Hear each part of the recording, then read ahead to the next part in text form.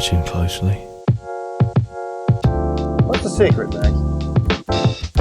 You just gotta find something you love to do and then do it for the rest of your life.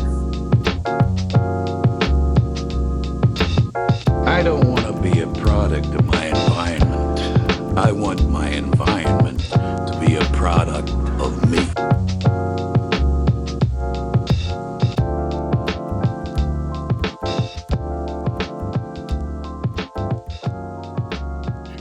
Hello, and welcome to the Establishing Shot, a podcast where we do deep dives into directors and their filmographies. I am Eli Price, and I'm here with Jacob Phillips, our guest for today, returning for his third episode with us. And we are going to be jumping into our, fifth Christopher Nolan episode.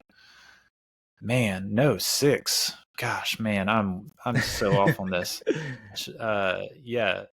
6 Christopher Nolan episode, because this is his 5th movie, and we had the overview. So 6 episode 21 of the podcast overall. Broke the 20 mark last week. I'm excited. Jacob was on with us for our very first 2 episodes. Yes. Where we did our Wes Anderson overview and Bottle Rocket episode with Jacob. Jacob's the OG guest, I guess. That's right. Very first. Yeah. So I'm excited to have Jacob on. I will say you're the third three-peat. I've already had 2 three-peat guests. But you picked the Prestige. You could have picked the overview and been the first three-peat, but you picked the Prestige. So I had to pick, in my opinion, the best. Well, my favorite Nolan film. I'll say that. Sure. Yeah. Sure. Jacob, if you want to remind the listeners, maybe they're jumping in for the first time, kind of a little bit about yourself, who you are, what you do, and you have another podcast. Not a film podcast, but not a film podcast. About it. Yeah. So, my name's Jacob Phillips. I live up in Northwest Louisiana. I work for a camp ministry called Camp Fuego.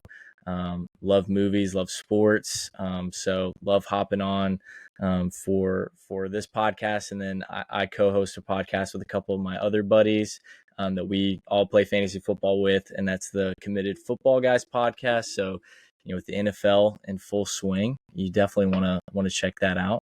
And we're on Apple, Spotify, all those places. So yeah, you name it, they're there. I think we're there. I think. I use Pocket Cast, and y'all are on there. So I sweet. imagine y'all are. That's good to hear. Most places. Yeah. I play fantasy with those guys. It's fun. We have a lot of interesting banter, I guess you could say. A lot of trolling.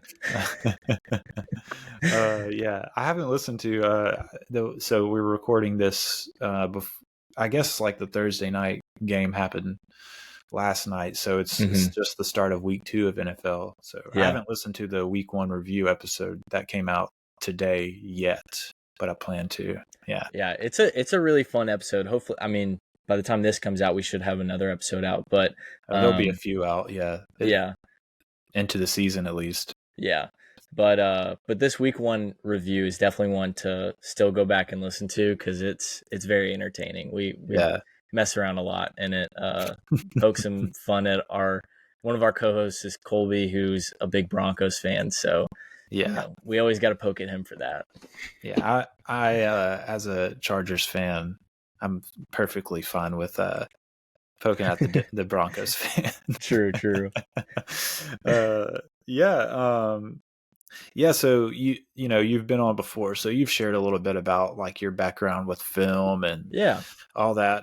But why don't you tell us about your introduction to Christopher Nolan? Do you remember the first one you ever saw?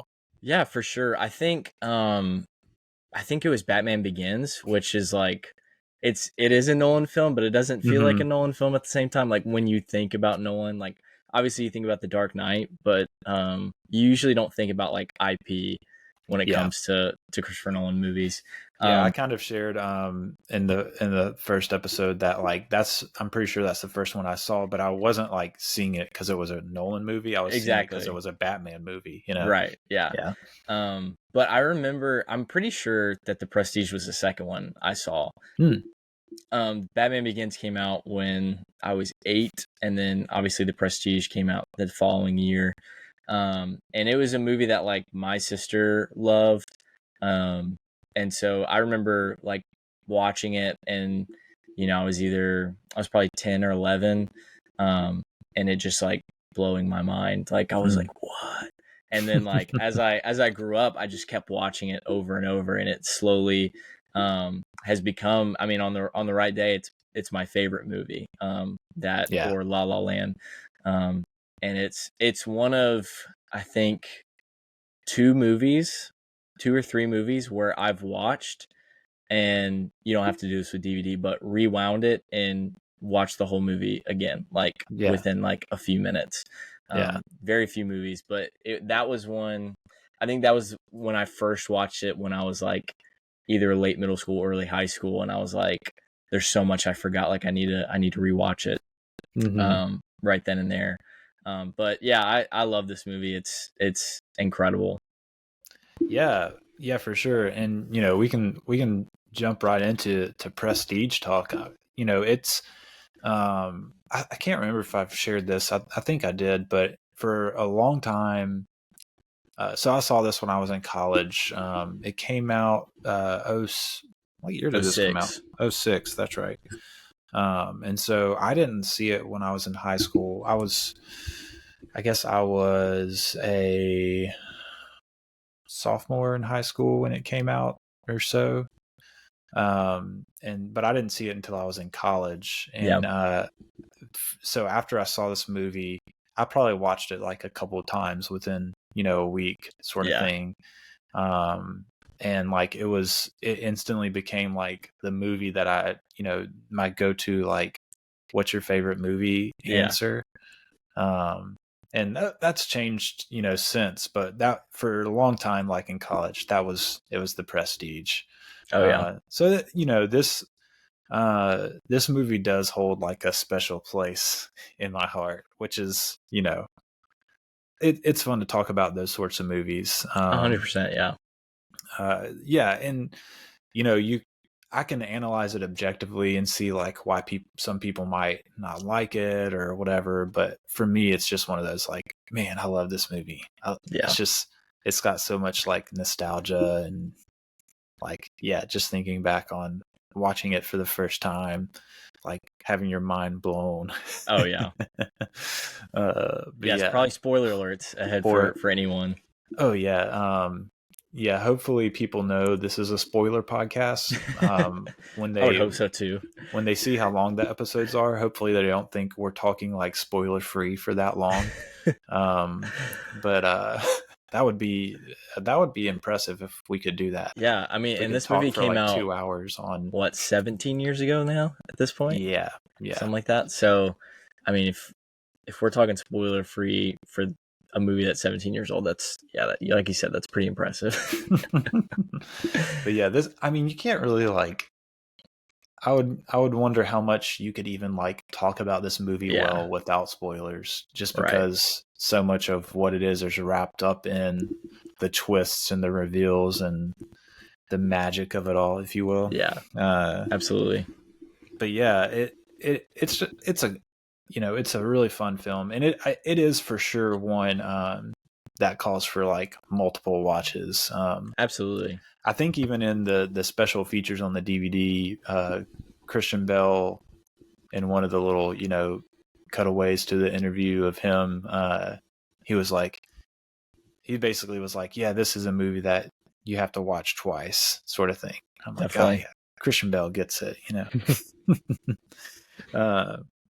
But yeah, so this movie, so it, you know, at this point in Nolan's career, he's kind of been like a can't miss kind of guy. Yeah, no doubt. So like he does, like, he makes a pretty good movie that gets him on the scene with no budget, and then gets like a $4.5 million budget, making a kind of indie movie, basically in Memento, and then gets his first studio movie with Warner Brothers with Insomnia. That was $44 million budget, and then like jumped way up to $150 million for Batman Begins. Oh yeah. And so like, and he's just like making hit after hit. Really like, so I mean, Batman Begins, like Nolan kind of talked about how like it wasn't as successful as they thought it was going to be. Probably partly because people were like, oh, we're already doing more Batman movies. Yeah. It wasn't so common at that point to like be pumping out superhero movies. Right. I think it was probably coming mostly off the heels of Spider-Man and its success. From 2002, I think, is when Spider-Man came out. Yeah, you had Spider-Man, X-Men. Yep, X-Men. And the Blade trilogy. Oh yeah, true. Was pretty successful too. David Goyer, that co-wrote with Nolan for Batman Begins, wrote those. So yeah, you know, he's really, so I mean, it wasn't like as successful as they thought it was going to be, but it still like made a good profit. Like it still made a bunch of money. And so it's one of those things where like he's kind of built up the trust of the studio, and this like, so like we'll get to it when we talk about Inception, because I think that ended up being his like, this is the movie for me kind of thing. This is like my movie, and kind of what kind of like alongside The Dark Knight, I guess, kind of like defined Christopher Nolan. Yeah, but and this movie really feels like already like the personal, like this is the movie for me. Like this this is the Nolan movie. Already here with his fifth movie. Yeah. Yeah. What were you gonna say? Oh, I was just saying, an Inception like is like a totally original, you know, film and concept for him. Whereas I think most everything else had been like either a remake or adaptation or something like that. Following in Memento were original, were completely original. Yeah. Memento, he wrote that his brother wrote a short story called Memento Mori, but they wrote them at the same time based on the same idea. So it's not really an adaptation, it's just like a shared idea sort of thing. No, that's a good point. But yeah, Insomnia is a remake, and he didn't write the script for that, even though he doesn't have writing credit, but everyone's pretty sure he did some of the work on the script. That was a Swedish remake, wasn't it? Yeah, it was a remake of a Swedish or Norwegian, one of the two. Yeah, movie with Stellan Skarsgård. And I watched it, by the way. It's the same, basically the same plot, but has a completely different feel. So it's worth a watch. Yeah. It's Batman Begins obviously is a comic book property. It is. I will say this, like, he did, like, alongside Goyer, he did really, like, obviously you have to use like the lore of Batman, but he did write a Batman story unlike any other Batman story. Oh yeah, like ever. You know, he did something with the origin that had never been done before. Yeah. And that's like the whole first half of the movie, basically. Yeah. And he uses his way of like telling the story nonlinear and all that, which is pretty predominant feature in most of his films. Yeah. And this one really, like, you like dive right into it. Like, Memento, he kind of warms you up to it. Right. Especially like even with the opening sequence, you know, it kind of runs in reverse. So he's kind of like warming you up to the concept. Yeah. But this one, like, you just like jump right in and you're like on a train with Hugh Jackman and like you're jumping back to flashbacks. He's reading, yeah. What is he reading? Why is he reading it? Yeah. But yeah, you know, so he's coming off of all that when he gets to this movie, and it does feel like, although it is an adaptation, which we'll talk about, it does feel like a very personal. Every director like Nolan seems to have that movie that's like their personal movie. Right. And I think until he made Inception, this one could have been that movie for him. But yeah, so he gets, I think it's during promotion for Memento and pre-production for Insomnia, because he worked on those like pretty quickly back to back. He gets a script. He gets a book. Valerie Dean, who's a producer, and gave him, kind of in the middle of these two movies, gave him this book, which was called The Prestige. It's a 1995 book by Christopher Priest. And the quote that I had, that she said to him was, "You'll find a film in this," which I think is pretty cool. Like, oh yeah, she's just like, she read the book and she was like, "I've got to get this book to Christopher Nolan." I guess based on his movies that she'd seen. Yeah. Like, oh, he could make a film out of this. And so Nolan obviously reads it, or he wouldn't have wanted to make a movie out of it. And he gets Aaron Ryder, who's a producer at Newmarket Films, who did, they're the ones that like got Memento made and distributed and all that. He got him to buy the option for it, I guess, like the rights to the story. Yeah. Which it's funny. So the other person that was interested in it was Sam Mendes. Oh, yeah. Mendes. How do you say his last name? Do you Something know? like that. Mendes. I think it is Mendes. I think it is Mendes. So like, I guess Christopher Priest, the author, had the choice of who he wanted to let buy the rights for the I guess, and he chose Nolan over Mendes. I think because he had seen Following, I think is what I read. And I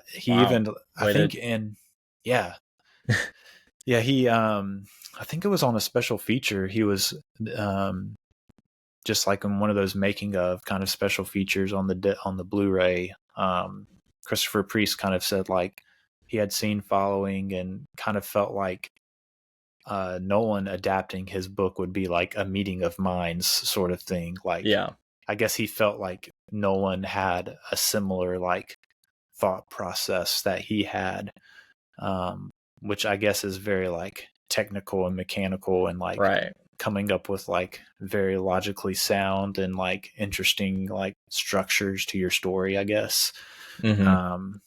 Which I thought was cool. And he also said that his intrigue for his book, like the reason he wrote the book was to kind of like explore the ideas of it, quote, obsessive secrecy and obsessive curiosity in these performers that are the magicians. And like obsessive secrecy and curiosity sounds like Christopher Nolan to me. Oh, absolutely. So yeah, I mean, I can see. I haven't read this book. I think it might be an interesting book to read. But yeah, I don't know. It would definitely be interesting. Nolan actually, there's I read somewhere Nolan said don't read the book before you watch the film.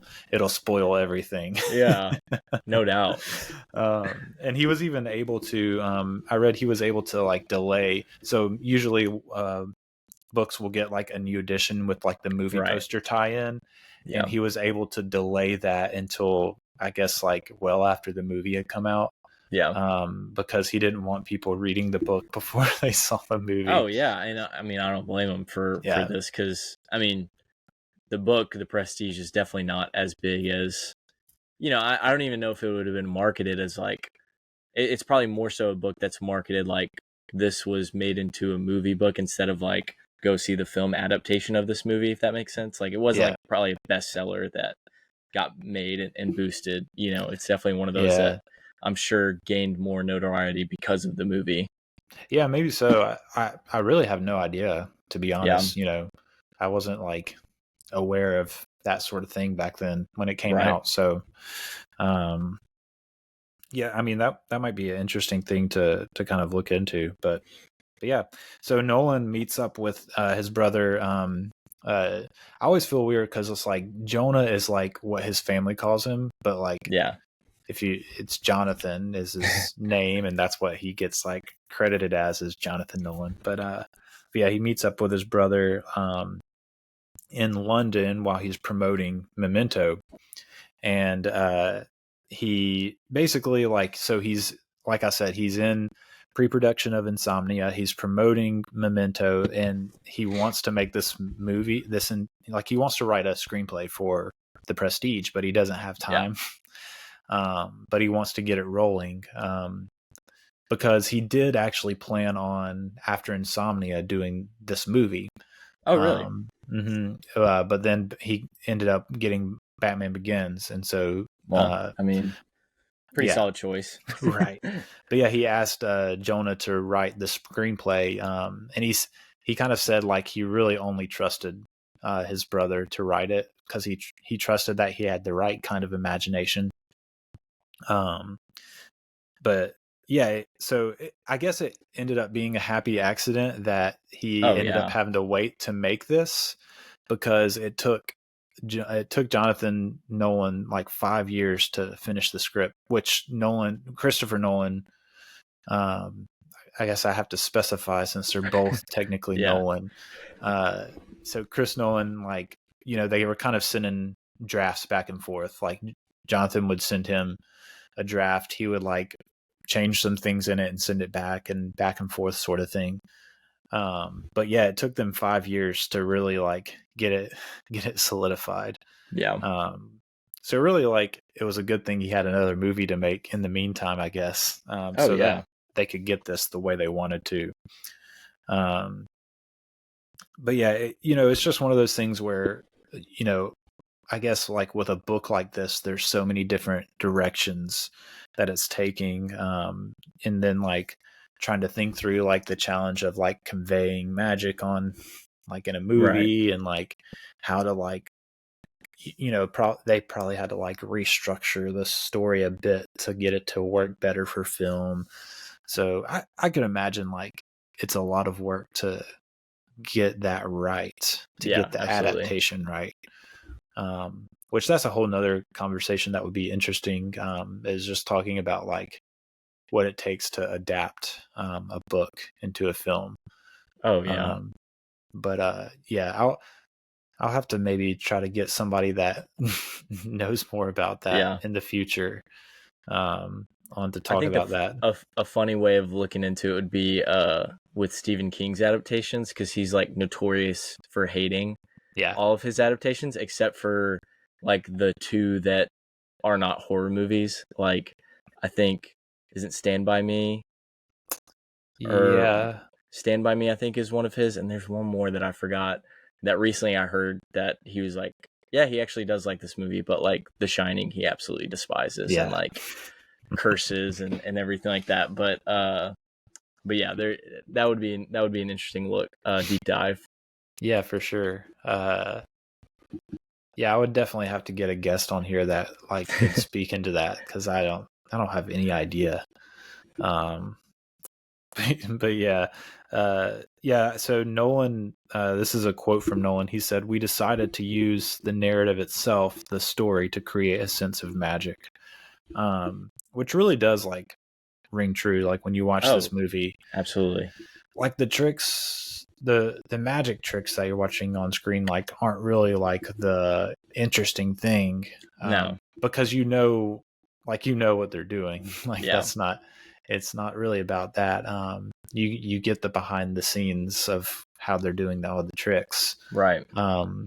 The magic is in the way the story is told and unveiled, which I think is cool. Like, I mean, in this movie, you have two twists. Right. And those are the illusions. Yeah. And you kind of have, you have like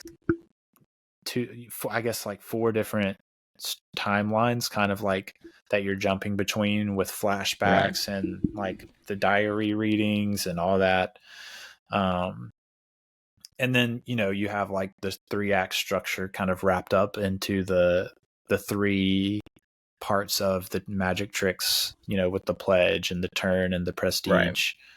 There's just like the magic trick is the story, like the way the story is told, which I think is a cool way to think about it.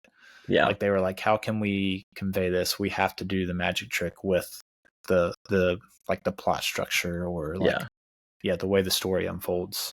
Yeah, because like, I mean, just in general, like you're saying, like the illusions themselves, like you see them on screen in a film and you're like, okay, well, I can probably figure out how they did this. But, when you get to the actual story of it, that's what is interesting. Yeah, that's where the magic lies. As far as like influence on this, obviously, like it's an adaptation. So the book is the major influence. A few others that I noted though are, so Nolan mentions Chariots of Fire, which, have you seen Chariots of Fire? It's been a long time. I know I've my actually mom never really seen liked it, and we watched it when I was like pretty young. But I mean, the thing that's lasted from it is the song, Yeah, sure.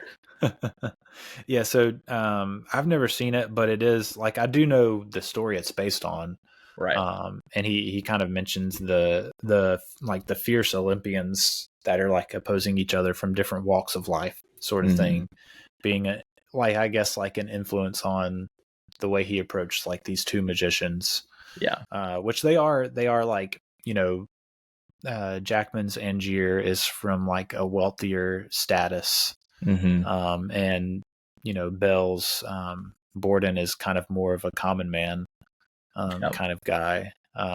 So I and then obviously they're rivals, so I guess I totally get how that's an influence.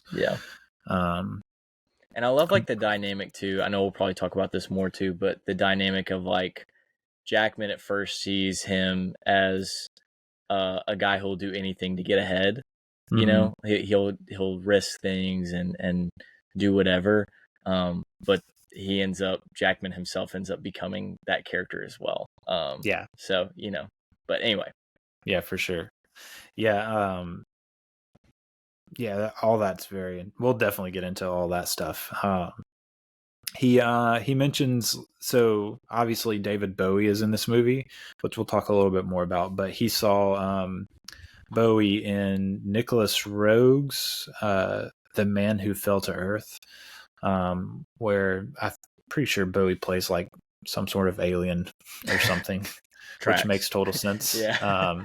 So like that was like his inspiration to get Bowie in this movie, the way he played that. So that was you could say that was a bit of an influence on, I guess, how he saw the way that he wanted to portray Nikola Tesla. He mentioned The Duelists, which is Ridley Scott's movie, where you have the 2 like sparring officers, like Napoleonic officers, kind of. Which I've never seen. I haven't seen it either. And then, of course, he mentions his go-to influence for pretty much every movie, which is Blade Runner. I'm pretty sure, like, I don't know if he would say it's his favorite movie, but like every time I'm doing research for each new Nolan movie, as I'm going through these, like they all like mention Blade Runner. So I'm pretty sure it's his favorite movie. Which I get. It's not my favorite movie and not anywhere close, but but I do get why it might be someone's. I mean, obviously there's like a lot of Renaissance art in this movie, and a lot of the things that are portrayed are based off of Renaissance art. And then like I guess the thing that's I think the thing that's really the most I guess visible is just the way they kind of take the influence of the look of the Victorian age, that era, and kind of like meld it with this like almost like steampunk in certain ways kind of visuals. it's really interesting. Like, Nolan said when he was making this that he like never really saw this as a period piece, even though it is like the setting Definitely. is of Yeah. a period piece. But yeah, he never saw it as that. And he really like he felt like the Victorian era was sort of like it's he feels like it's sort of misremembered. And so like he wanted to kind of like take what was actually going on during that era, which a lot of people feel like when you think of the Victorian era, you think of it like repression and like I don't know, that sort of thing. But he kind of talks about how like it's full of like intellectual curiosity and adventure, and like intrigue and like even like deceit and it's really like an era of science. Like obviously like Tesla and Edison are in this era.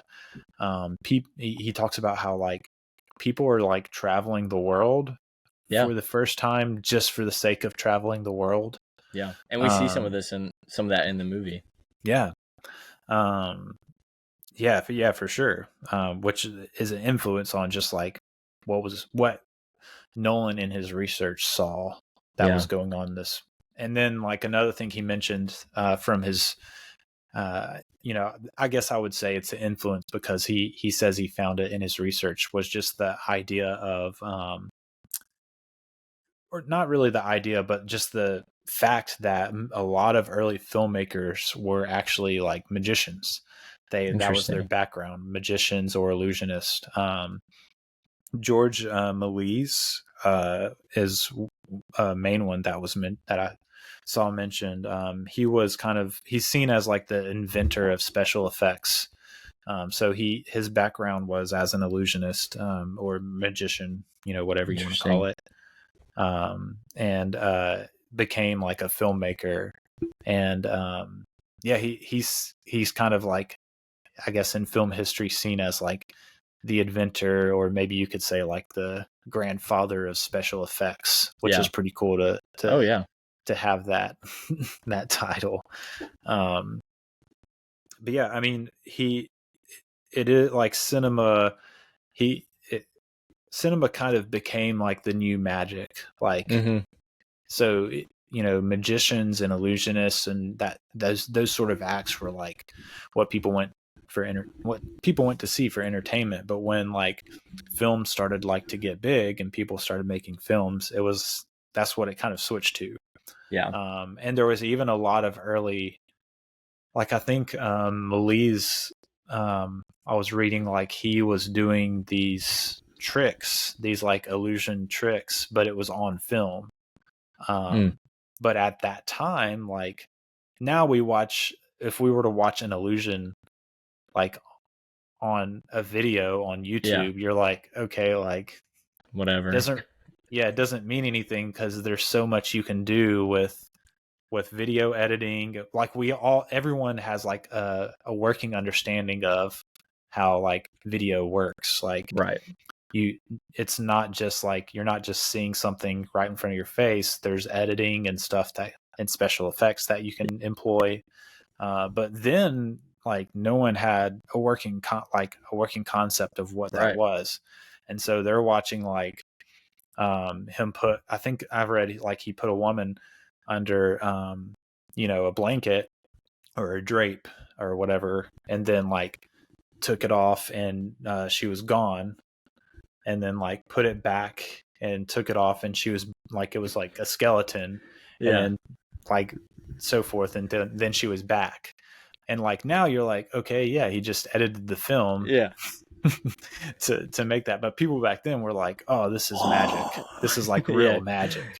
And it was like they were watching real magic before their eyes. Which is kind of a phrase that's used in the movie, right?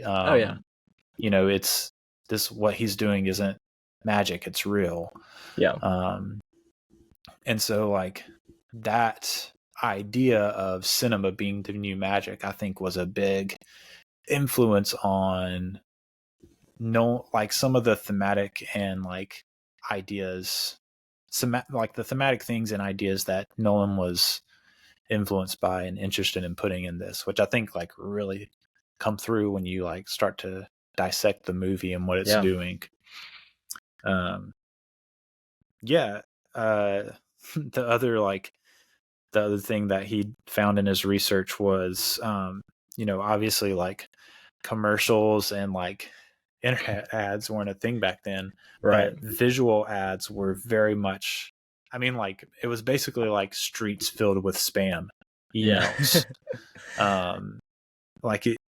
The visual ads were just everywhere, like posted on walls and like light posts, and just everywhere there were ads of shows that were upcoming, or I guess businesses, or right.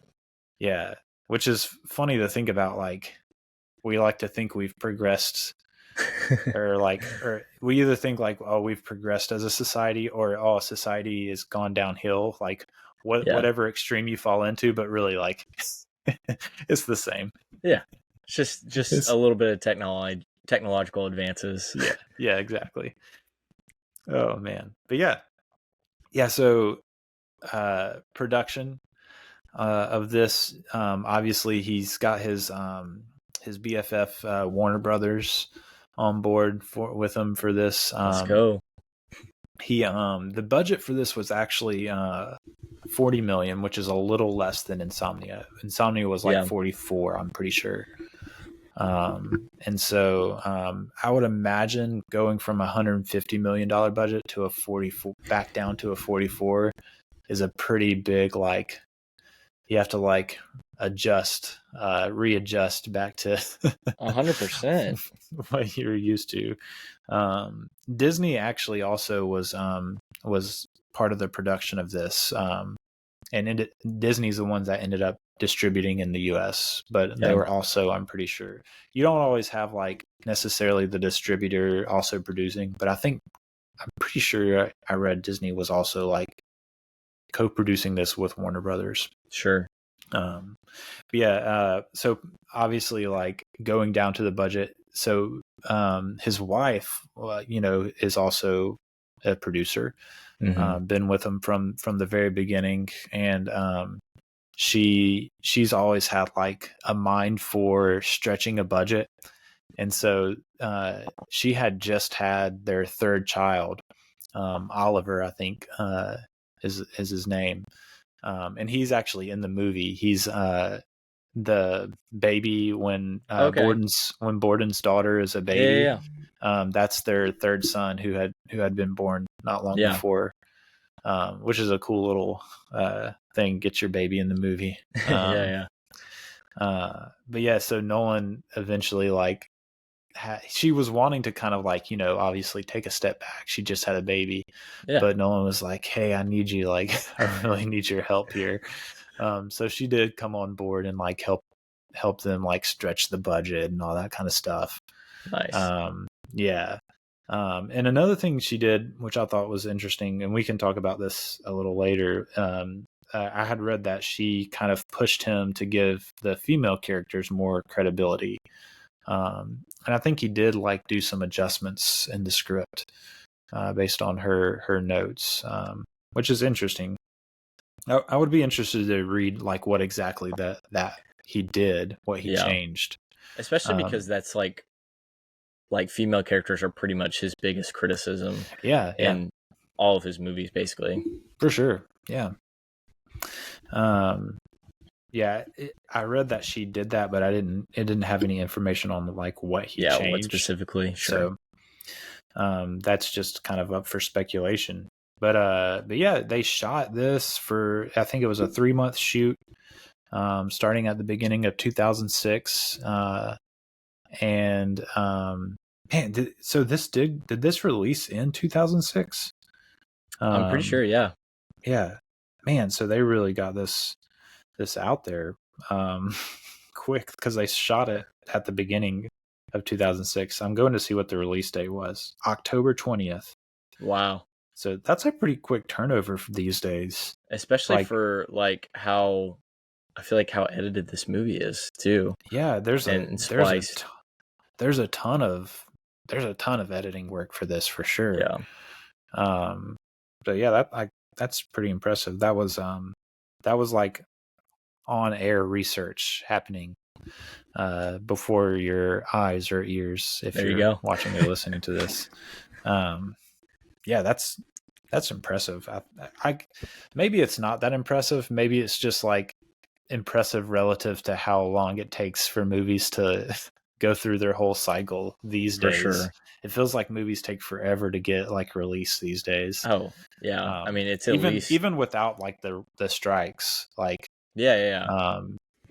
which maybe it has a little bit to do with like what COVID did to the industry, but but yeah, it doesn't feel like movies. Feels like they rarely are like shot and released in the same year. Yeah.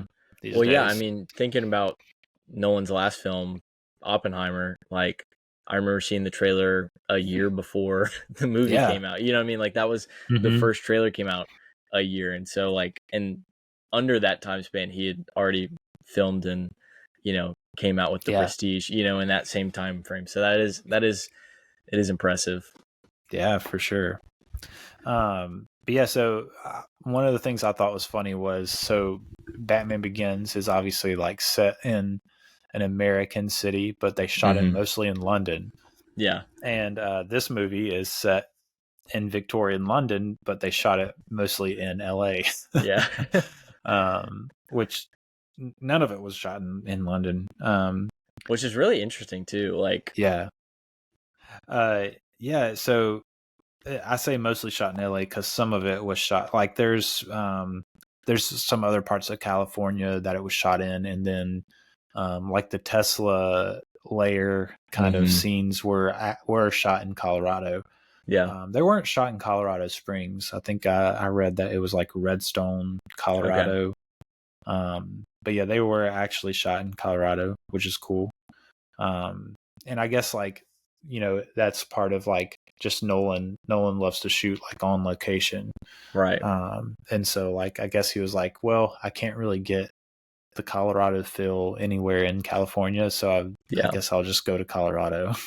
Yeah. And maybe because of, like we were talking about the budget, that might be why he filmed mostly in LA on, in these, sort of backlot type things. I'm sure that's way cheaper than sending a whole crew out in London, building sets or,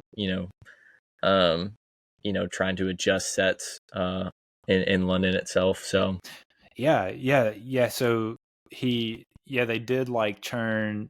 So a lot of like the street shots, there's, several sequences where there's like, the London streets with, carriages going by and, all that sort of stuff.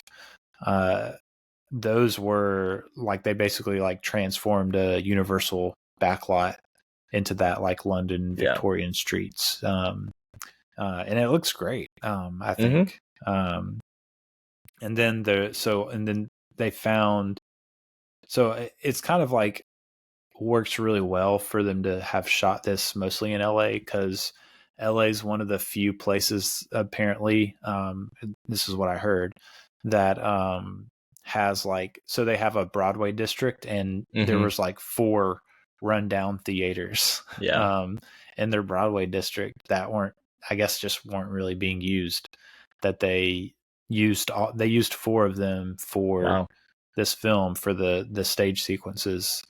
And then I want to say like the behind the scene, like the under the stage and behind the scenes kind of sections were just like part of the Universal backlot. Like there was like those were actually filmed in like behind the scenes areas. Oh yeah, that's cool. Yeah, so even like his behind the scenes are sort of like on location behind the scenes. No doubt. So Nathan Crowley, who has, I want to say, has been his production designer since Memento.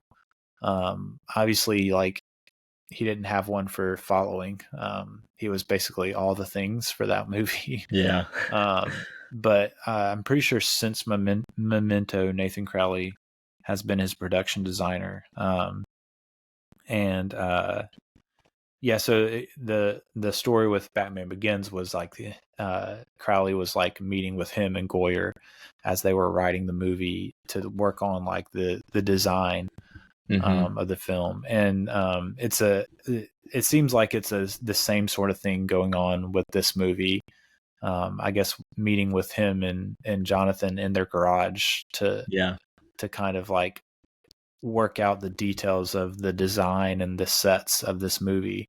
And man, like I feel like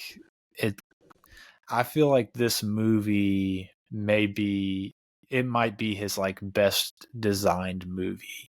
I mean, there's an argument for sure. I mean, if you just even think of like the rooms, like the little rooms that they are in, like all of the details and textures and everything just feels so perfect, I guess. Right, and especially those like behind the scenes areas that we're talking about, like there's so much stuff just because like that's what it would have been like, with behind the scenes stuff.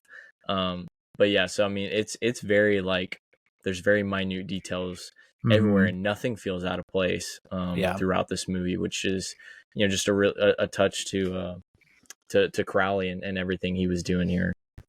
Yeah, and mate, like so I am jumping ahead a little bit in my notes, but just thinking about like all the iconic like just like memorable pictures like that you can like conjure up in your mind of this, like even just thinking of like the birds. So there's all those shots of like all the cages of birds, like you kind of like you get in that kind of opening section where Michael Caine's cutter is like showing the little girl the trick, right? And you get those shots of like the lines of cages with the birds in them, like that. I can picture that in my mind, and I think part of that is just because of how well designed and laid out it is. But yeah, that like, thinking about like the light bulb field, like what an incredible like. What an incredible like just picture. Like just take a still from that scene and it's just like really cool and incredible to look at. Yeah, I think that's definitely one of those like memorable just like like you said pictures of from a movie that you can think of. That's definitely top 4. Oh yeah, the hats, even like the very opening shot of the hats, like that's memorable. Which by the way, like I still can't get over the fact, like, I guess if you're gonna nitpick something like Tesla, like, dude, just look out your window, bro. Like, they're right there. Like, how far they're not away even were that these far. hats? Yeah. It seems like he walked like, I don't know, 30 feet, and he was like, "Hey guys, have you seen all these hats over here?" He's like, I wonder what's. Oh, it was working all along. It's like, yeah. And Allie's like always walking around the property, like surely Allie would have seen these hats. Another just random nitpick that's like only if you've seen this movie as many times as I've seen it will you notice, but like when he's walking around with the shotgun when he first meets him, he's like literally like just flailing it around like he would be of no use if there was an actual like intruder. He's literally just like flopping the shotgun around like willy-nilly. It's so funny. Yeah, I guess maybe his take was like, this character has no idea how to hold a gun. Oh man. Which might be a fair assessment of the Allie character. Sure. But yeah, I just like I think this is designed incredibly well. One of the things that Crowley had said, like in a behind the scenes, he said that he wanted it to be a Victorian version of Tokyo, which is interesting. I don't know that I got that necessarily. It's more of like when you think about it, like you can kind of put that in, but like I mean, it doesn't feel like I guess it could kind of feel like a New York style if you really thought about it, but I don't think of any other city, if that makes sense, like when I watch this movie. Yeah, I mean, so I will say this about it: they wanted, like, Nolan and Crowley I think both together kind of wanted it to have a modern feel. Like they didn't want to like make a period piece and it like feel like a period piece. Sure. They wanted it to kind of feel like a modernized version of a period piece, and I think that does come through in the way it's designed. Yeah. Which is probably like a pretty fine line to walk. But I feel like it does pretty well with that. And then like, yeah, I guess other things that kind of go along with the lower budget, he went back to using a lot of natural lighting, kind of going back to his roots. If you watch Following a Memento, there's a lot of shots where like light coming through a window is like what's lighting the scene. And there really is like a lot of that in this movie too. And then obviously like when you're outdoors, like just like using the natural lighting to do the work. I'm sure that like cut a lot from budget, just like using that as much natural lighting as possible, which I kind of noted that it actually like sort of is a good thing for the look of the movie because it kind of emphasizes the era that it's in. Right. Electricity isn't yet widespread. And so like if you have a lot of electric lighting, right, it might actually feel like disingenuous or something like that. So the natural lighting actually like even works alongside the product, like the design of the film, I guess. But yeah, I kind of noted Lee Smith is back from Batman Begins as the editor. And I think like between those two films, he does that between Batman Begins and this film, like a really incredible job. There is a lot of, I think because Nolan started off his filmmaking, like really being involved with the editing and learning how to do it himself, you can definitely see the Nolan influence in the way it's edited. But it feels like Lee Smith works with him very well, as far as that goes. And like I think probably one of the notable ways Christopher Nolan edits his films is he has a lot of like quick cutaways, like to either objects or even like flashbacks. Like, it's almost as if like a character is remembering a moment and it'll like cut to that, like just like really quickly and back. And the way it, I feel like that could so easily be terribly edited. Absolutely. And jarring. But Nolan and Smith seem to work well in making it not like jarring and badly edited. So, and then, David Julian, this is his fourth collaboration as the composer. And I actually kind of was reading, like a lot of critics felt like this was like one of the main weak points of the movie was the score. It's definitely not something that you like remember. I don't think it's definitely not a memorable score. For sure. And I think part of that might have just been because the Zimmer, man, I'm blanking on the guy that did the score with Zimmer. There's a guy that it was like a kind of dual composed score. I'm just blanking on the other guy's name. But that was became such an iconic score that perhaps maybe people were let down by this one. Sure. It's not, it is, to be fair, it's not a very like memorable score, and I'm not so sure that it adds a whole lot to the movie. It's just kind of there. I don't find it bad, but I don't find it like fantastic either, I guess. Right.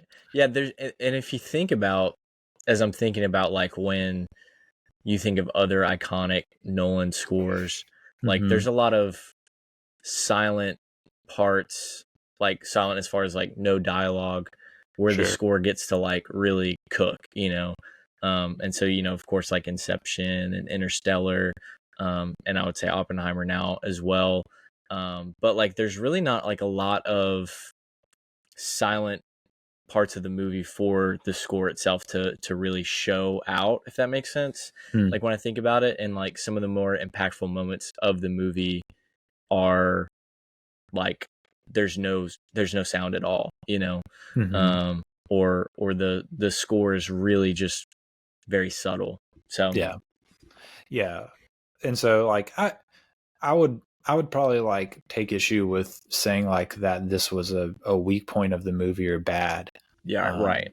But at the same time, I'm like, it's also not like a strong point of the movie.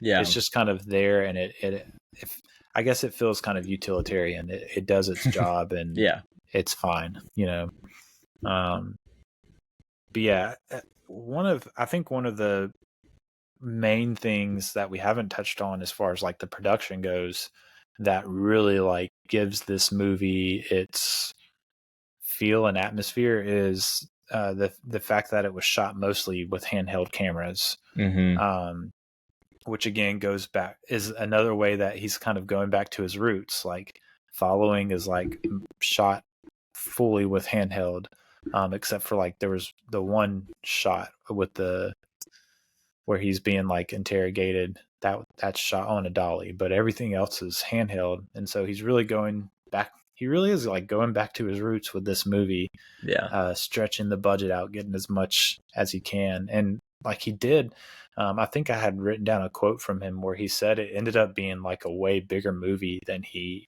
expected it to turn out to be. And I think a lot of that is from all of these ways that he kind of like stretches the budget and gets the most out of it, which in turn I think is the reason he gets movies like the Batman movies and like the kind of Inception blank check, from the studio, because he makes these movies that really do get the most out of his budget. And like which is just like good business, I guess, in that world. Like if a studio feels like you're wasting their money, then like they're going to be less likely to give you a bigger budget. If anything, they're going to like give you a smaller budget or reject you. And Nolan is one of those directors that like, if nothing else, like even if you like don't like his movie, it's hard to argue that like he doesn't get the absolute most out of this budget. Absolutely. And the handheld cameras is one way to do that, I guess. Like you're not having to like build a lot of tracking and like all that sort of stuff. It's kind of like that guerrilla way of shooting. And it goes back to his like idea of really like being, as a director, like really having a mindset of 3-dimensional space, and not watching monitors while you're on set, like really being in the space. And I think it was Christian Bale was in a special feature was talking about how this movie is shot with handhelds, and he's kind of talks about how it's a messy way of shooting, but it's his favorite way of shooting, because as an actor, like you really have to be you have to really be in it, because you never are sure if like you're on camera or not. And so like it's a very like the whole space that you're in is like active for the scene. There's not like people on this side of the camera that are like acting and on camera, and people on this side are kind of like standing there crossing their arms like watching. It's like the whole space is active, which I think comes through in the movie. Like these feel like real spaces, like even these like tight little rooms that they're in for certain scenes, like they feel like real spaces, because the camera is moving around these spaces. And it doesn't feel static ever in this movie. Like there's really not a part of this movie that I feel like that I can think of at least where, and part of this is due to the editing and the quickness of all of it, but it's just everything flows so well, and it's not static. And like you said, all of the handheld and it doesn't nauseate you with the motions and things like that, because I hate like shaky cam footage. That's one of my things I hate the most. But Yeah. but the handheld is still smooth. Oh yeah. And makes everything just flow really, really well. Yeah. Yeah, and I think probably like maybe some people when they hear handheld do think of like shaky cam, Sure. but like there's like plenty of handheld camera work that's not like shaky. Oh, yeah, absolutely. Following does have some of that, and it's it is kind of like disorienting and not my favorite. But I guess like if it's used with purpose, I'm okay with it. But if it's just like there to be there, I'm like, Mhm. no, thank you. But yeah, I really do feel like the camera work really gives this movie that the right atmosphere. Mhm. But yeah, so really like Disney, like I said, distributed this in the US. And when it was I guess when it was in post production, there was like kind of talk around the movie, I guess within the distributing and studio space, and maybe even like kind of like seeping out into like the critic world, like with people thinking that this was going to be Nolan's first flop. The thoughts were like the subject matter is kind of strange. Like, are people going to be into this? It's dark. There's not a real protagonist like to get behind and to follow. And so the thought behind this movie was like, man, this really is probably going to be Nolan's first flop. And Nolan again defies expectations, but in Prestige debuted at #1 at the box office. And you know, it's probably because people had caught up with Batman Begins and were like, man, this is incredible. And maybe had even gone back and seen like Memento and Insomnia, which had like pretty good reception in their own rights, but like once you make a Batman film, people are like, oh, let me see what else this guy's done. Right. The big blockbuster. Yeah. And so, you know, at this point, I guess like he's starting to be a guy that is on not just like film people's radar, but like probably the general public even. Yeah. And so, yeah, it opened as #1 in the box office and ended up making $109 million worldwide. So not quite, but almost tripling its budget. And like you said, like because I love like when I tell people if they've never heard of this movie, like The Prestige, and they're like, oh, what's that about? And you tell them and they're like, really? Like that? Yeah. Like and it is true, like the subject matter and like the plot of the movie, just you kind of look at it and you're like, oh yeah, on its face it doesn't sound like, it sounds interesting, I guess, but it doesn't sound like a movie that would be successful at the box office. And also it's I mean, released in a really weird time for a movie. Like, you know, October, you don't think about a lot of October release date movies, you know. And so for the fact that it did as well as it did, I think is pretty impressive.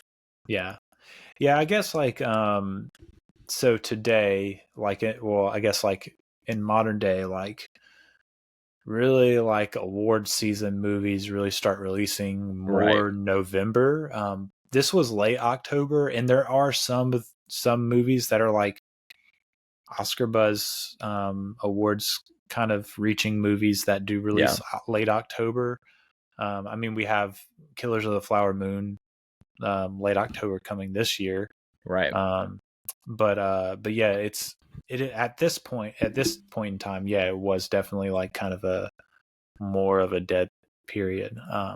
Which you know, the idea of when a movie needs to come out to win an Oscar is like totally morphing, which I love. You think about like the run Everything Everywhere All at Once went on last year, and it released in the spring. You know, I remember I saw it in theaters in like, I don't remember, March or April, whenever it came out. And just like kept the momentum going like all the way through award season, which is impressive. And I mean, I hate that the idea of that a movie, and not that like Everything Everywhere All at Once didn't deserve the Oscar, like when I say this, like because there's a lot of movies that like they just get momentum right in the award season Yeah. stuff, and I hate that. Like I want the best picture to be a movie that is going to have some staying power, you know, no matter when it came out in the year. exactly. And that's what Everything Ever All at Once proved, is that, hey, this is a movie with staying power. Like, when's the last Green Book conversation you've had? You know what I mean? Like there's just a lot of movies like that get that steam right at the end. And I think ends up, you know, a lot of times the wrong choice, not the most impactful movie or the best movie from whatever year it was. Right. Yeah. So like one movie, just like since we're following this bunny trail, one movie that I really hope has keeps momentum going like through award season is Past Lives. I was able to catch that in theaters, and man, it's just an incredible movie. And I'm really like hoping, because when it came out, it had like, it was like people were like, oh yeah, this is going to get some nominations. Yeah. But it came out again, like it came out in the spring. And it's like, it's kind of a half English, half Korean like Korean language movie. And it's like, man, is this movie really gonna hold momentum? It's just one of those things. It's like, oh, I hope it does, because it's an incredible movie, but it's hard to say, you know. Right. Yeah, that one's been on my list, and it's also just interesting too. Like, we have two really successful filmmakers that came out with very big commercial success movies in Oppenheimer and Barbie, and then you have Scorsese's movie coming out, and you know, Michael Mann's movie Ferrari, I'm sure will be you know, considered, just because that's, you know, an Oscar bait type of movie. Along with Ridley Scott's Napoleon. Like, there's just a bunch of different types of movies coming out but I really want to see Past Lives, and I've heard just great stuff about it. It's it's hard for a movie like Past Lives, because it is a very quaint movie. It's not exciting, and it's not like I don't mean that in a bad way, but it's just not, it's not like the movie that's gonna like get people like excited about like getting to the theater to see this big movie about like Napoleon, or, you know, or whatever, or Ferrari, you know. But you know, I guess like, I guess we can end that bunny trail. Yeah, sure. But this made nearly tripled, you know, its budget, which again is just Nolan like knocking it out of the park. Right. With a movie that like you wouldn't think would be doing that well. For sure. But let's talk a little bit about the cast. Talking through the cast, because there's a lot. I think there's a lot of cool stuff to talk about as far as the cast goes, and you know, one of the things Nolan said was that he wanted, with this being like we talked about, a kind of Victorian age movie that's kind of like trying to be modernized in a way. He wanted to get actors that hadn't done a lot of like period work in their filmography. And I think that's rings mostly true. Like, the only thing I could think of was like Christian Bale being in Little Women, in the early 90s Little Women. As Laurie. Which I guess you could consider a period. I'm not sure exactly when Little Women is set. Civil War. Yeah. So that would be period. For sure. But yeah, other than that, like, I wasn't really sure about Michael Caine's filmography, because he has such a big one. Right. I'm sure he's been in some period pieces at some point, just because he's been in so much. But But yeah, really, like, I thought that was like a smart way to get that modern feel for a period movie, is just like cast people who aren't known for their period pieces. Yeah, and I think that like all these characters, other than, I would say, probably Rebecca Hall, who plays Borden's wife, is like none of them really look like of that era, which helps Sure. with the modernizing. Like I Mhm. think Rebecca Hall does kind of, She you does, know, yeah. she looks like that, but everyone else, you know, pretty much has like a modernized look, I would say. Mhm. Which I think part of that is also too, like you said, they haven't been in a lot of period pieces, so Yeah. you don't equate them with those roles. Mhm. And even like I was watching the behind the scenes, and there was a couple of like little parts where Scarlett Johansson was talking about like the outfit she was wearing for one of the like stage production pieces where she's the assistant for the act.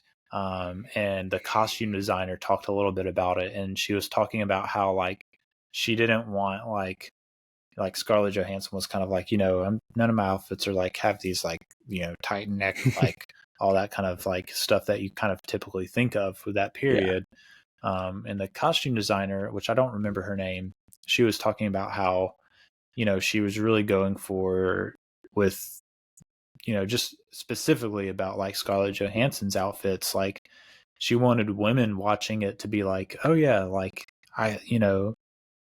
if I looked like that and wore that today, like I would look, beautiful, or Sure.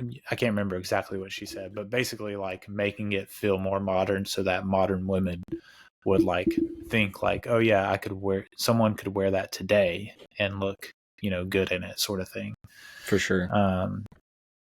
But yeah, yeah, a lot. So it's like, it's just everything working hand in hand. It's, yeah. But yeah, just like going down the cast list. So like Hugh Jackman obviously plays Robert Angier, and also Gerald Root, the drunk version of himself. Very underrated. Which is very underrated as Gerald Root. Yeah, it's almost like, it's kind of funny. It's almost like he, in that role, is sort of making fun of his own persona. Yeah. Which is always fun to have actors kind of like that are willing to kind of poke at themselves. Yeah. Be a little meta. Yeah. I don't know if he saw it that way, but it definitely comes across that way. Right. Because he's like overemphasizing like, oh, and he has like the line where he's like, I've been Caesar and Faust. Like, yeah. And yeah, it feels like he's kind of poking at himself a little bit, which is always fun. But yeah, so when he was talking to Nolan about it, he obviously, I think obviously like preferred the Angier character and wanted to play that character, because who is Hugh Jackman but the Greatest Showman, Right, absolutely, yeah. Just a little over a decade later, he was playing. He was the Greatest Showman. The Great Showman. The Greatest Showman himself plays the showman in The Prestige. Yeah. But yeah, he has this Broadway background, and yeah, I think he fits really well in the role. Yeah. I think if you compare him and Belle in their respective roles, I would have to choose Belle. I think he really nails the Alfred Borden character. But Jackman is great. Oh yeah. I think his weakest points are where he's having to be like, where he's not being like a showman and is like having to really like deal with some sort of like relational emotion. Or maybe, but even those, like, it's not like he's bad. He's actually still really good. Yeah. He definitely is going for it in the scene where he's like under the water, like testing himself and stuff. Like he's definitely, there's a little bit of overacting there, but sure. Even his like line deliveries when he's yelling, which I feel like he yells more than you would think in this movie. Which that can like, I feel like that's like, you either think that when a person yells, that's like the best acting, or it's like the most overacting. But I really think he delivers those really well. When he yells at him, like, how can he not know? And things like that. So yeah, like at the funeral, right? I think that's a very impactful like moment for sure that I think he nails. Yeah. And then like so a lot of times Jackman, when he does an American accent, it can come across kind of like I'm not sure the right word to explain it. It's almost like so I'll explain it by explaining why I think it works here. It's Sure. because he is like being like a showman, and he's talking in this like very like refined and like Yeah. you know, fancy showman sort of voice. And so like I think when Jackman is doing that sort of role, and I think it can work, I guess, with Wolverine too, because he is like a cartoon, like he's a comic character. But like for a typical role, like sometimes he can kind of like come across a little strange with his American accent. Yeah. But I think it actually works here. I think it adds to the quality of, you know, the sort of role he's playing. The guy that's a showman. It's all like everything he's doing is like an act, and to be, you know, the great Danton or whatever, you know. Yeah, there's a lot of gravitas to his performance. Yeah. It's like it's for sure an exaggerated American accent, but it works for what he's doing, like what this character needs for him to be. So, but yeah, Christian Bale, I think, is incredible in this movie. Yeah, he really is. Like, so he's, you know, he's kind of known for being a bit of a method actor, right? Not in the same way that you typically think of method actors, though. Yeah. Like he's not like a lot He's of with his weight. Yeah. Yeah. So like typically when you think of a method actor, you think of people who are very like almost like snooty about it. Like, yeah, no, for sure. I am very serious about the craft of my. But when you kind of do some research into Bell and like his philosophy is I make way too much money to not be like putting my whole self into this. Yeah, absolutely. Like, and that really is just like what his perspective boils down to. He's like, I'm just like, I'm making tons of money. Like I want it to feel like work. I don't want to feel like I'm just like doing nothing and getting paid massive amounts of money. Yeah. And so he like really does like put a lot of work into what he's doing. Yeah. And it shows because, I mean, throughout his filmography, he doesn't, like, other than obviously Batman, like he doesn't really play like the same type of character usually. Like you don't really typecast him, I don't think. At least during this stretch, because I mean, you go from the more notable roles, like you have American Psycho, which is totally different from The Machinist, which is totally different from Batman, which is totally different from this character, which, you know, I mean, and you go on, and he's just, he really is like, I think so underrated as an actor now, because, you know, I think people obviously love The Dark Knight and they love the Nolan's Batman trilogy, but I don't think he always gets the full credit that he deserves for really diving into all the roles that he does and just pretty much always knocking out of the park. Yeah, for sure. Yeah, and it even like works for, I think, this character, because this character is very much like interested in his life being you know, it's all about like my whole life is a sacrifice for my craft. You know, the art that I make. I have to like, you know, it's like, you know, when they're standing there watching the Chinese magician you know, go into his car, and he's like, this is the performance, you know, acting like he's crippled so that he can carry the goldfish bowl between his legs, sort of thing. Like, this is the performance, this is the sacrifice he you know, he has chosen to make for his art. And you know, you don't really, if you've never seen it before, like, you don't really understand at that point that like Borden gets it because that's what he's been doing. But yeah, Bell's like dedication to his roles and like really like, you know, working hard at like the craft and like even like, you know, his infamous like weight changes and all that. Yeah. It's all like all of that about his personal character like really adds to him playing this character that has a similar mindset when it comes to how he does his art, how he does his job. Yeah. But yeah, I wrote down in the notes, is this the best Bell performance or one of the best? I don't know. I think probably so.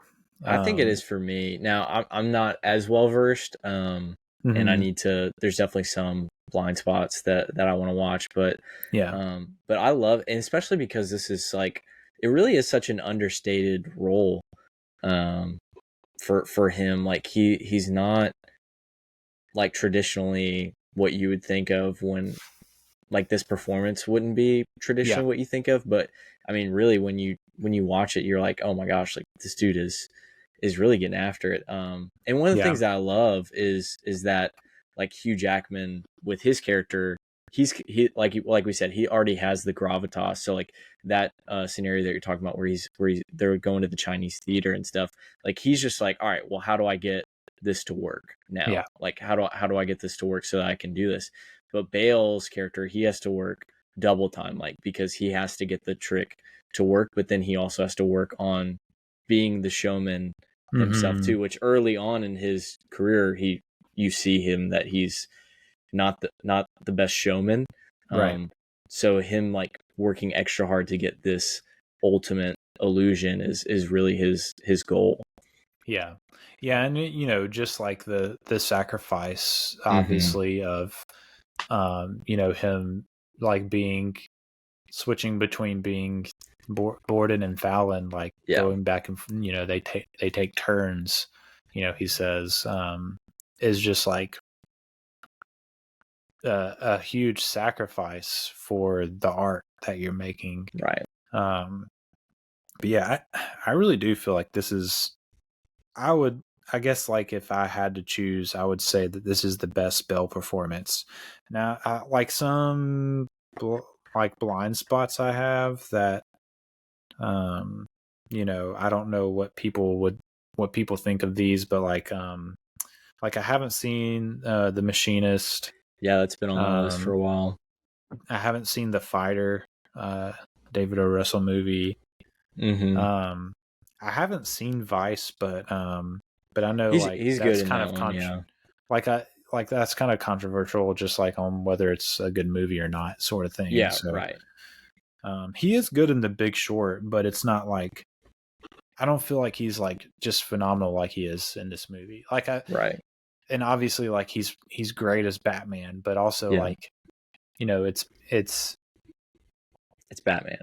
Yeah. You know, and he's even really good as Bruce Wayne, like but man, I feel like he's just like, I think this is his best performance. I think in The Big Short too, his character, he's more of a character actor in that movie. You know, rather than like because he's playing such a specific person, I guess, if that makes sense. Like you don't really, you think of him more so as a person rather than like you think of his performance in that role, if that makes sense. Yeah.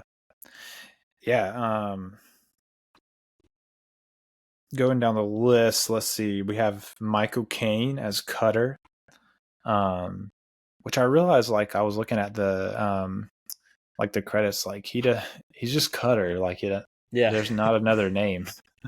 Like most of the people are called mostly like by their last name or whatever. But they actually have first names. Not Michael Caine. He is just Cutter. But yeah, I kind of noted that it's kind of like the meta idea, I guess, going on with his character. He's kind of like the production designer. As the how do you say, ingénieur? So the ingénieur is the guy that's like making all the contraptions that make the illusions possible, right? And you know, he really is sort of like the production designer for for these magicians, Right. in a sort of meta way, which we'll get into it a little later, but like talking about this as like a commentary on like filmmaking. But yeah, I feel like there's two characters that really like ground this movie morally, and emotionally even. He's one of them, not so much emotionally. So like his role as Alfred in the Dark Knight trilogy, like he grounds the movie both like morally and I feel like emotionally. Like he's kind of the emotional and moral epicenter of those movies, especially you know, the even third one. Yeah, and really in Batman Begins too. And in this movie, I feel like maybe not so much the emotional, but definitely like a moral grounding in his character. I'll say he's a little more edgy than he is as Alfred. Sure. Like he's willing to like push, especially like Angier, like into, you know, there's a line where he says like, you have to be willing to get your hands dirty. Talking about like the bird, like killing the birds. And then you find out like he's figured out a way to not have to kill the bird, with the contraption. But he still like is pushing him into that idea of like being willing to get your hands dirty. And so like he's a little bit more edgy in that way, I think. For sure. He obviously doesn't want Angier to like go down the road he ended up going down. Oh, for sure. And like, you know, he can't really follow him into that obsession as far as he goes, but yeah, I think he does like, I think he is a moral kind of grounding. Like whenever things are getting out of hand, he's like the one that kind of pops up in the movie and is kind of like, hey, like you're getting a little out of hand here, you know. But yeah, and then like too, like he kind of is not exactly, but is a bit of a narrator for the movie. So yeah, I guess in that way he's kind of like grounding the movie and moving it along in that sense too. Because he has the opening and the closing lines of the movie, if I remember correctly. Yeah, I think so. It kind of opens and closes in a similar way. And then and he's also like the one like basically telling you what all the tricks are, right? But you like kind of don't believe him, like Angier doesn't believe him. But yeah, I mean, you have just kind of going through the list, like Scarlett Johansson as Olivia. I don't feel like this is her best role, and I think definitely not. Yeah, I think part of it is like her accent is just off.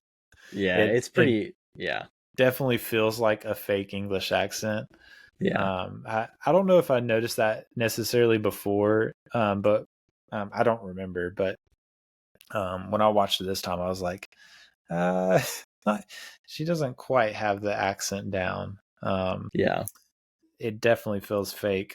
She's still like a very good in this, and like definitely like a captivating presence that, you know, her, you know, she becomes even more of in future roles. But yeah, I'm not sure exactly why she's not the best in this movie. It feels like something's missing, and I don't know if I can put my finger on it quite. Yeah, I think part of it really is like the accent probably holding her back in what she can do. But also you don't really, I don't know if she's really, not off the top of my head, I can't think if she's done another like period piece since. You know, that just might not be her jam. She does feel very modern. Like she feels like a very modern actress. So that, it might be a combination of things. It might even be a little bit of the way the character's written. Like, right, because I mean, her character is really just supposed to be, I mean, for lack of a better term, like eye candy, you know, and a plot device too. Right. Yeah. Like to, you know, a way to get get Angier the diary, a way to Mhm. like, you know, create more like I guess like disruption in the rivalry. Correct. And so like, you know, it's, I feel like part of it is she's just not written the best, Yeah. which isn't her fault. Correct. But you know, it is what it is. I don't think she's terrible. I don't think she like No. ruins anything about the movie. It's, you know, it's passable. No, for sure.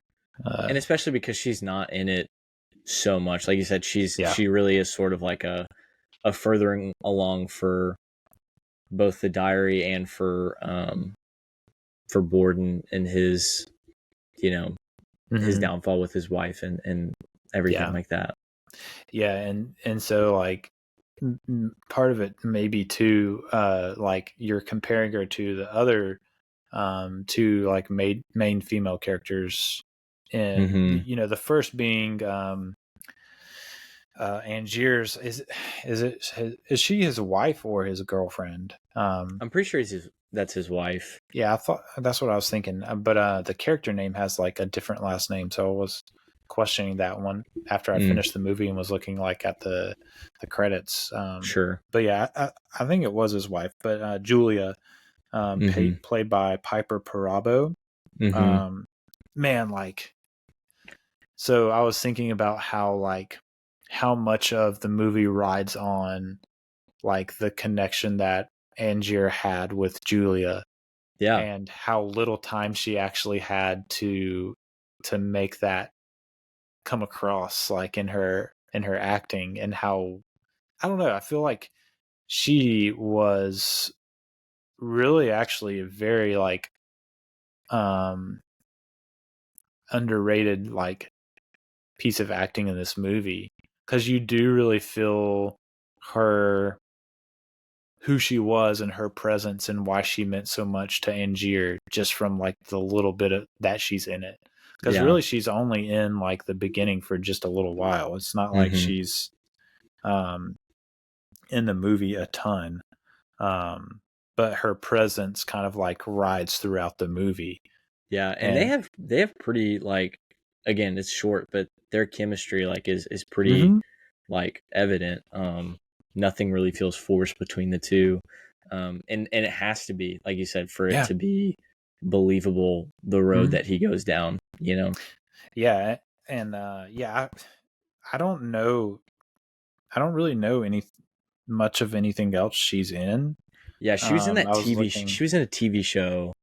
Okay. What show was that? I don't know. I don't We're doing some keep more up with a lot of TV. on the fly investigation. So she was in Looper, but I don't really remember her much in Looper. Yeah, I don't. And she either. was I do remember, so Cheaper by the Dozen, she was like the oldest daughter. Isn't that the one that dates Ashton Kutcher in that movie? Maybe so. That either her, maybe Hilary Duff. I don't remember. Hilary Duff is in that movie too. Yeah. So she was in a TV show called Covert Affairs that had a decent run. I mean, it was 5 seasons, 75 episodes. Okay. Yeah. Yeah. And that was from 2010 to 2014. So that was probably where she was for a lot of that. Yeah. I mean, Piper Perabo was in Beverly Hills Chihuahua. So Okay. I mean, there's that in her filmography. And The Adventures of Rocky and Bullwinkle, apparently, from the year 2000. So you know, a dark spot for Robert De Niro's career. I forgot he was in that. Yeah. But yeah, I don't know. I feel like I don't know what happened to her, but I feel like she should have been in more movies because she was really good in this one. I feel like she is like so much like Rachel McAdams that maybe I feel like they were probably up for a lot of the same parts. Maybe. If I had to guess, you know what I mean? Yeah, and then maybe Rachel just kind of had that, and then so she went the TV route. I don't know, but like if somebody was like, "Oh yeah, Rachel McAdams is in The Prestige," I'd be like, "Oh yeah," for a second, and be like, "No, wait, it's someone different." Yeah. yeah, you know, it's just one of those things where it's like, who knows? She might have just been done. Right. It might have Yeah. been just her own choice. But yeah, Rebecca Hall is the other main female character. She plays Sarah Borden, which is obviously Belle's character's wife. And man, I feel like she's incredible. I feel like she's really good in this movie. She is the emotional epicenter of this movie. Like, she's the one that grounds the emotion, that makes you really feel, I think, the weight of everything that happens. Even with, so I mean, you know, we've already said that we're spoiling, but like, even if she hadn't had like the suicide scene, like, even without that, like, I don't feel like you necessarily needed that scene. Now Nolan does. He had said that like there was nothing else for her to do but that. He felt like he felt like that was like the inevitable result of just everything that had happened to her. Right. Which I don't know that I agree with that necessarily. Sure. Just personally, but even like that aside, she just is emotionally grounds, like, especially everything that happens, like, I would say, like, in the second half of the movie. Because I think there is like a switch at some point, like in the middle of the movie, where your sympathies kind of switch between Angier and Borden.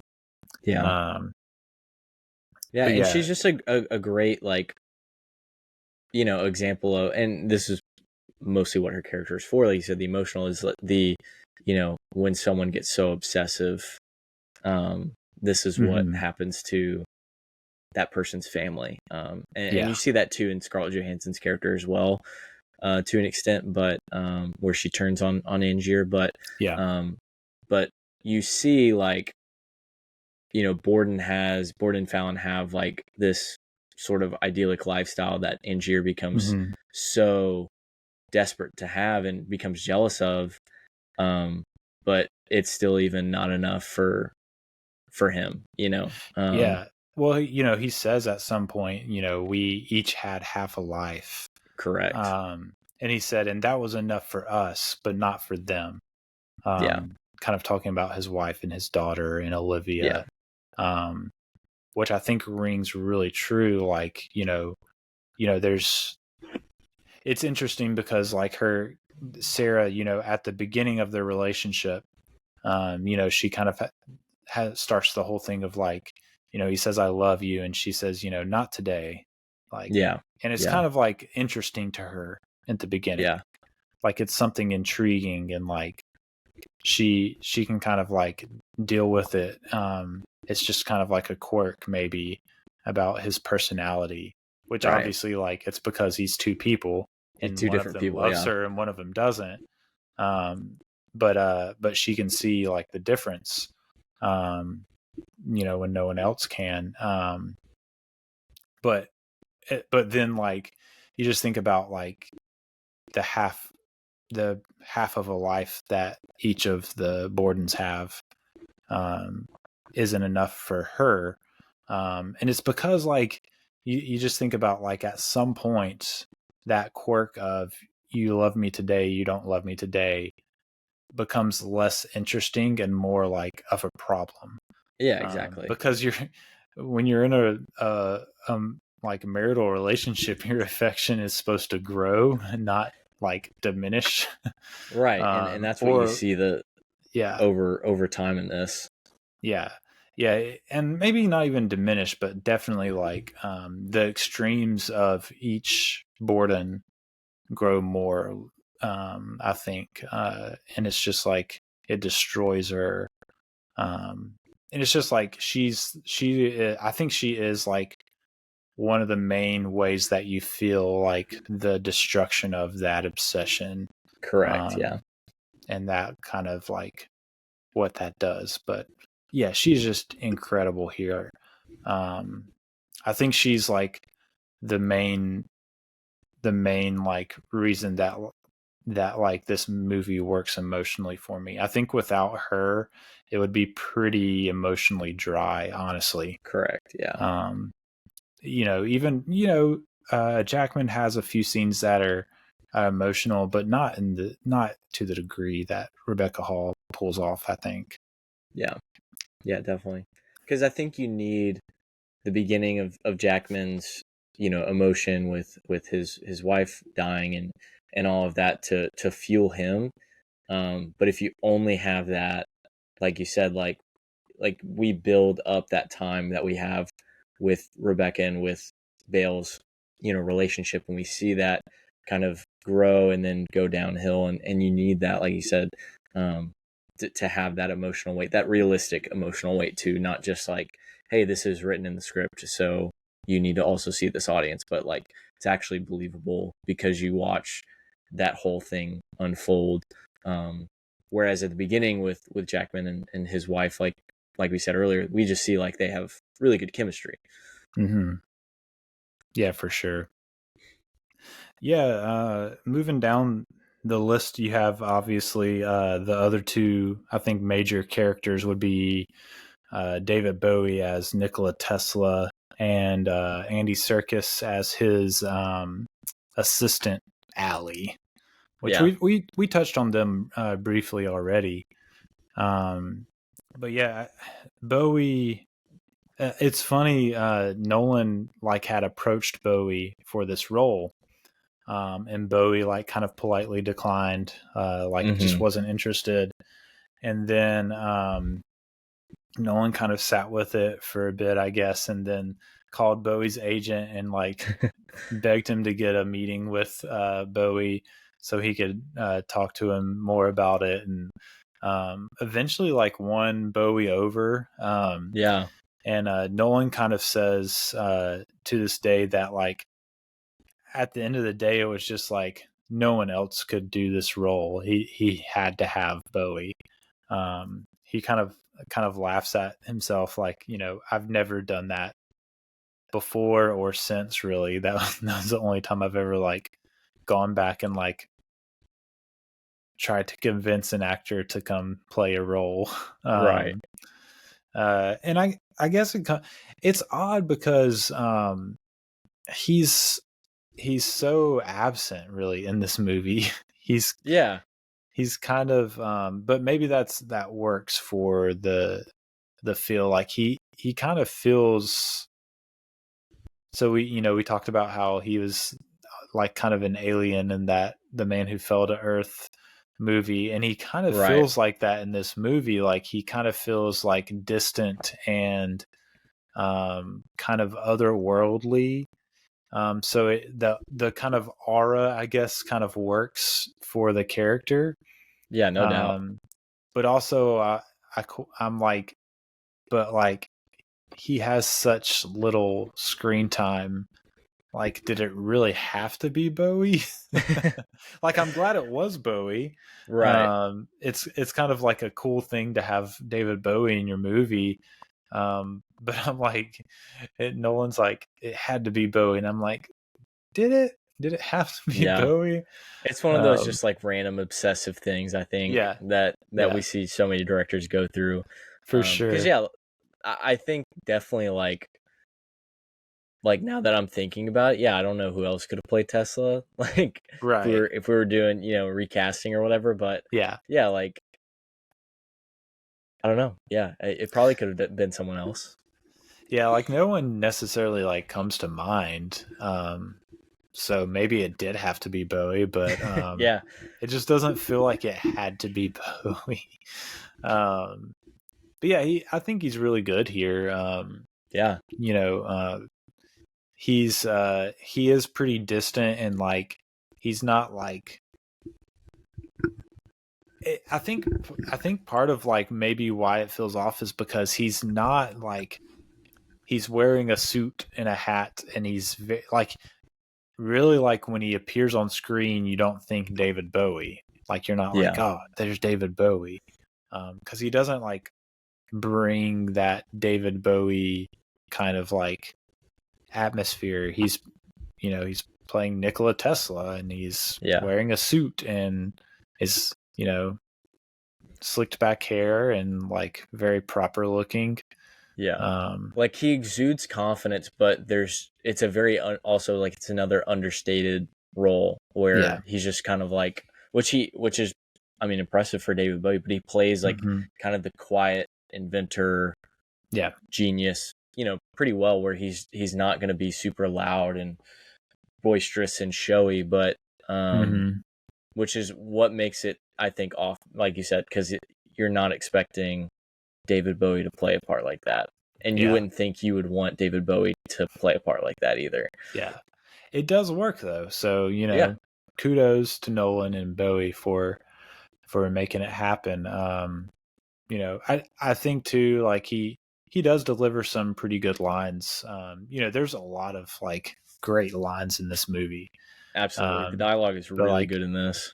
His like lines about obsession are really good. I feel like, and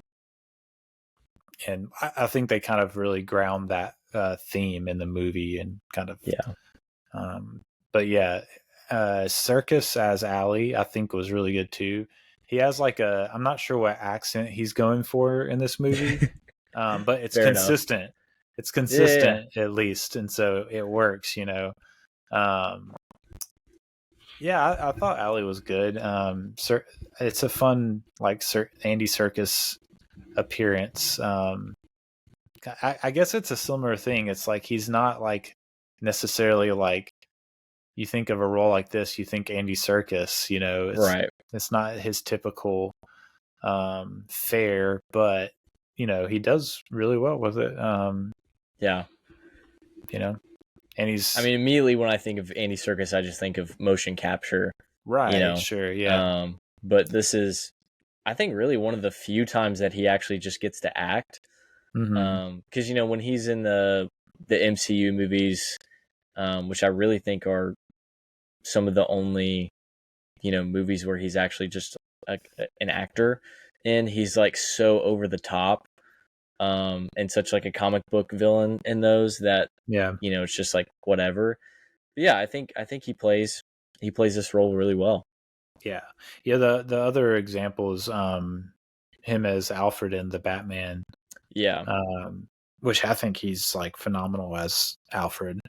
Yeah, I think he's really good too. I think he's underappreciated for that.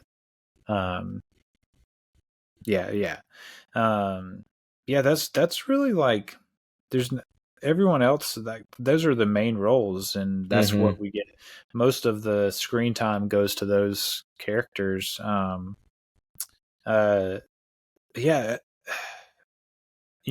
kind of talked about getting more into like these important things in this movie. Like we kind of talked a little bit about like those images that you can recall from this movie. Right.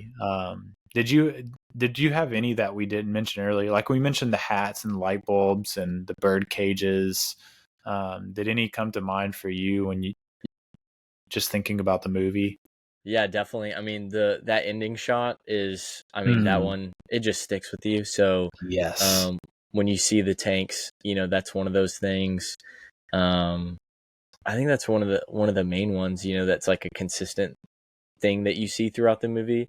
And that's what I like is there's a lot of things that you just see consistently throughout the movie. The objects. With cages, whatever type of cage that is, the hats, light bulbs, machines, and stuff like that. Yeah, and that's something that Nolan is good at, is having these objects that kind of carry different meanings. Like, so like, the tanks, the water tanks that are part of the trick that kills his wife become a recurring theme.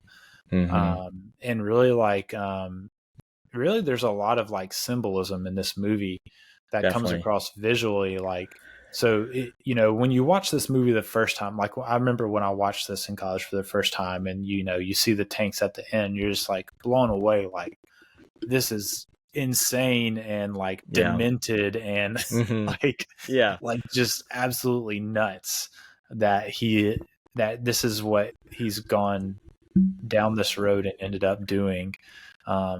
killing himself in a water tank over and over and over again. Yeah. And so that's kind of like what's on your mind. But then like the more you watch it, the more you realize, you start to think about like he's killing himself every night at his show in the same way that his wife died. Correct. And it's like this symbol of like compounding grief. Yes. And like the obsession with his work that's like come out of his grief.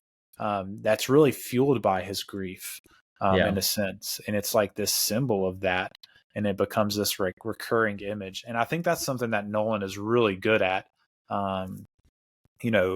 with where we are in his filmography. And, I can only imagine, as I'm doing, diving deep into, upcoming movies, that I'll probably find this to be true, is having those recurring objects that you see in his movies that carry like, that aren't just like visually captivating or visually like appealing or that, whatever sort of visual aspect is like really great about it, but also like carries some sort of emotional or symbolic weight to it. And I think the tanks is a great example of that.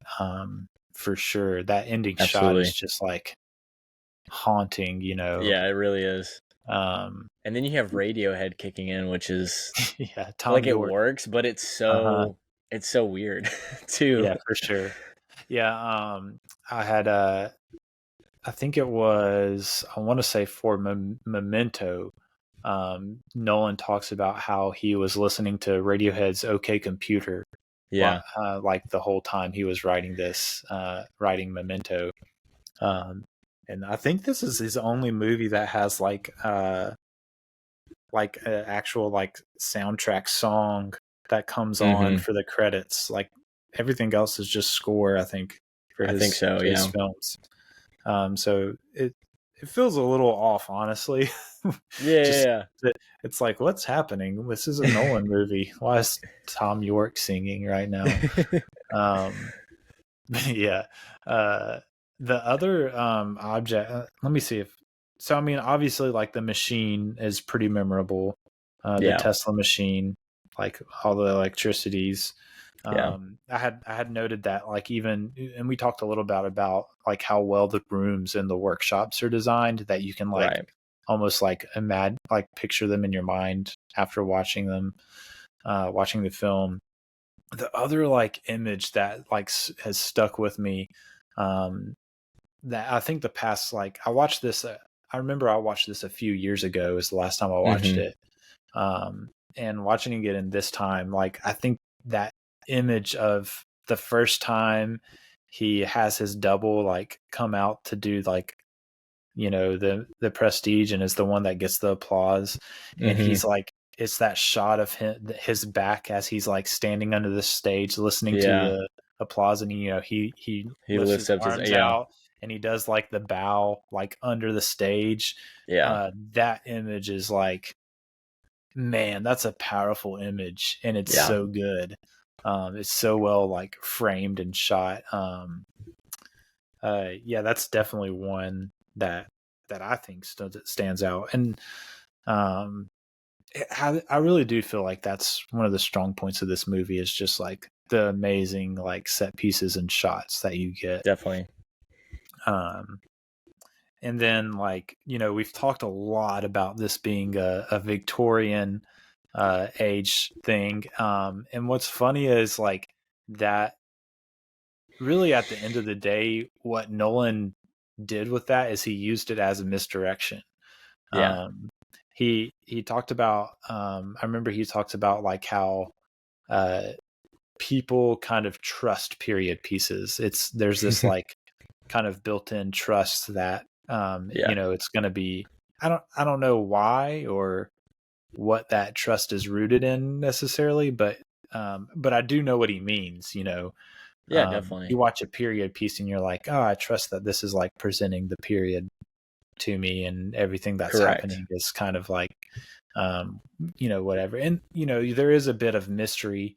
Like I wrote down this quote from a critic, Darren Mooney, and he said, Nolan has fooled us into believing we were watching a period mystery, a parlor game, but this is a story device right out of sci-fi. And so like he's kind of saying it's kind of just saying that at the end of the day, this being a Victorian age like period setting is all just a misdirection. Yeah, It's absolutely. just a part of the magic trick of like misdirecting you, misplacing your trust, misplacing like, he talks about we talked about how he said, people think of this age as being repressed and like conservative, but really like it was very like a lot of intellectual adventure is what he said. And so so it's like this big misdirection just with the setting. And I think what you find is like that the entire film is just a magic trick. The entire film is just like filled with misdirections and sleight of hands to get you to look somewhere and like where you don't know what to trust or who to trust or even like who to sympathize with. But what I think the funniest thing about this movie is like that Nolan, like from the get-go with the opening shot, with the opening like lines, literally tells us everything we need to know. Like he tells us what the trick is going to be. He tells us like he's not he is hiding things. With like these misdirections and this misplaced trust. But he's literally telling us. And there's those little nods to everything throughout the movie. That you really pick up on rewatches that I love. Like, and they allude to some of them, like whenever he's like, whenever she says, "Oh, this is bleeding like it did the first day," or just some of the ones that they don't talk about, like him hiring a blind stage crew from the beginning of his final act and stuff like that. That it's like, oh yeah, that makes sense now.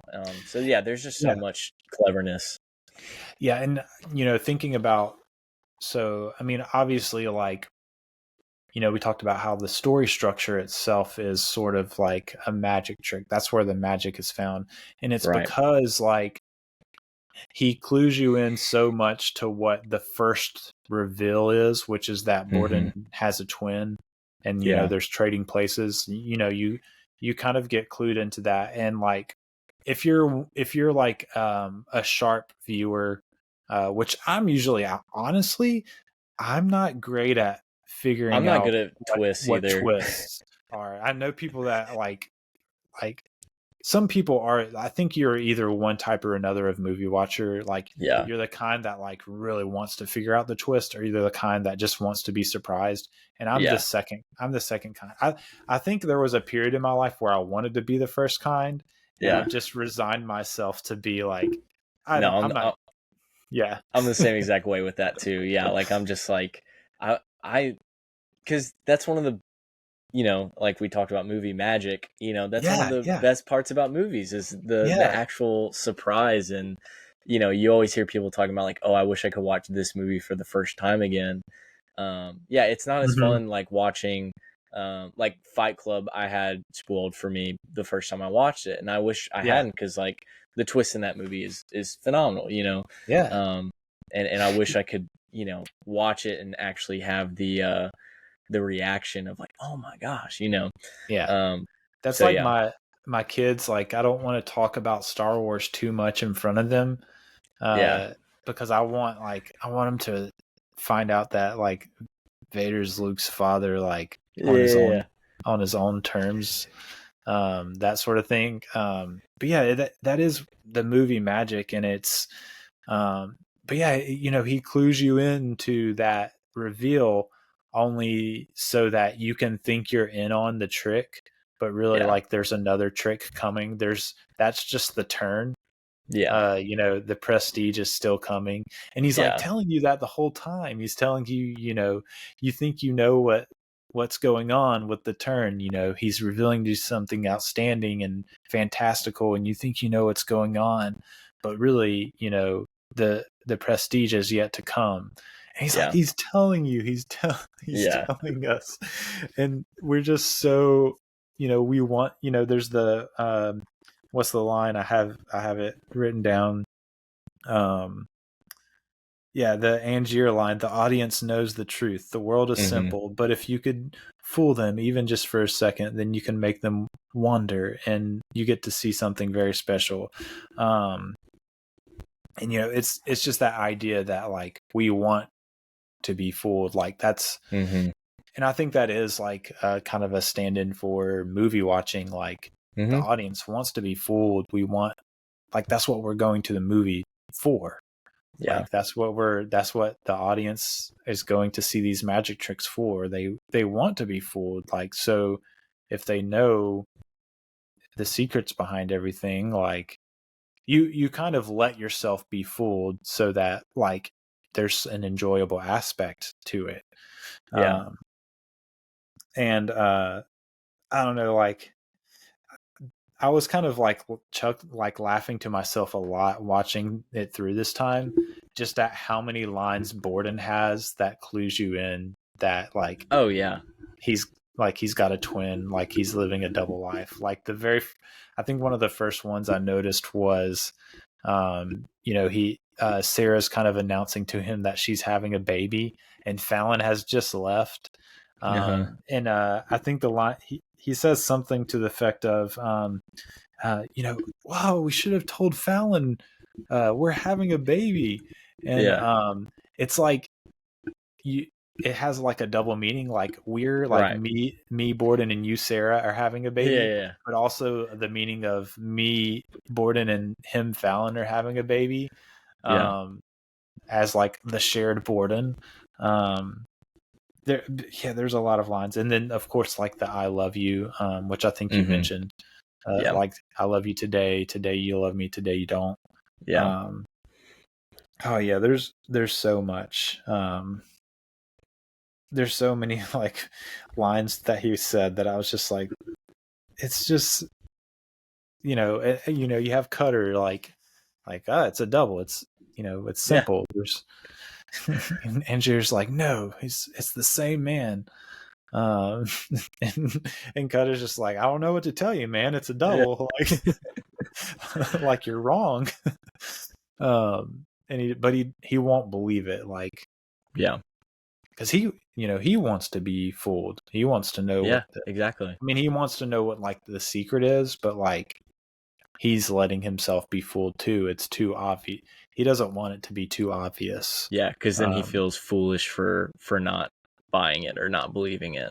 In the end, and I think that's like one of like Angier's like faults throughout the whole movie is that he thinks he is, and he wants to be way smarter than he is. Like his whole thing, he's trying to figure out Borden and everything. And so when he reveals to him at the end, like, no, it was, we lived the same life. And even as he's explaining it, he's like, so one of you did this, and he said, no, we both did it, And meanwhile, Borden basically has Angier totally figured out the entire movie. But because the rivalry keeps getting amped up, he gets kind of just thrown into everything. So it's really interesting, his character, because it does feel as if Borden has the upper hand almost the entire time. The only time it feels like Borden doesn't is when he's like, I saw you dead on that table, and and all that, which is a really great turn there as well. For sure. And we'll for sure talk more about that as we go along. I was gonna mention too, like even like the diaries or tricks. Like each diary is written knowing that the other man is going to read it, and so you're listening to. So like Nolan's typical way that he like provides unreliable narrators is like he really like puts you deep into their perspective. So that's what you get in Following. That's what you get in Memento. That's what you get in Insomnia. Like you're very deep into that character's personal perspective. Not so much in Batman, but that's a whole kind of a different thing. And here, what he does is he tricks you into thinking you're getting an objective perspective. Yeah. Because typically, like if you're reading a diary, it's like you're hearing like these objective things about what's going on. You're getting extra information, you know. Yeah. Whereas like when you're more deep into a person's like perspective, like you're not getting that extra information that we don't know yet. And the diaries feel like you're getting extra information, but they're a misdirection in and of themselves, like for each character, which is just like another layer of like like story magic going on, which is great. Yeah, because like that, whenever he's at the end and he's like, and you sitting there in your cell, you know, that line reading, that line reading from Jackman is just so good. Yeah, for sure. And that's actually, I don't know if I mentioned this. That was so when they were writing back and forth, you know, Nolan and Jonathan, Chris and Jonathan. That was something that Jonathan in a extra feature interview said, like, oh yeah, Chris like wrote that part back in. I had taken the diary stuff out and he put it back in into the film for like the final draft, which I thought was fun. And I think it's works. I think it's it was wise of him to put it back in there, just because of that like misdirection, that extra misdirection that it gives. And I mean, this is a movie that like it's one of those that's like never the same film twice. Like you see and hear different things and new revelations. Your sympathies like are constantly shifting throughout the movie. You know, I really feel like you start with sympathizing for Angier, and you end with sympathizing more for Borden. There's parts where like most of your sympathies lie with either like Rebecca Hall's Sarah or even like Cutter at certain points. Like you really feel for Cutter, like with how like Angier uses him there towards the end. And so like your sympathies are just like being yanked all over the place. And I had gone back in my Letterboxd to the last time I had watched this, and I was saying like I had kind of said like, you know, it's that idea of you know, that you want to be fooled kind of thing, and how we are being fooled. One of the tricks that Nolan is pulling in this movie is we're being fooled into rooting for men that are like so consumed and obsessed with themselves and their like what they're trying to accomplish, that like we end up being tricked into like rooting for like men that have become monsters. Absolutely. And so like even like I think my perspective has changed a little, and that's just another example. Like every viewing is different. Like I think this viewing, I came away a little bit more sympathetic than with Borden at the end, not necessarily seeing him as still being a monster.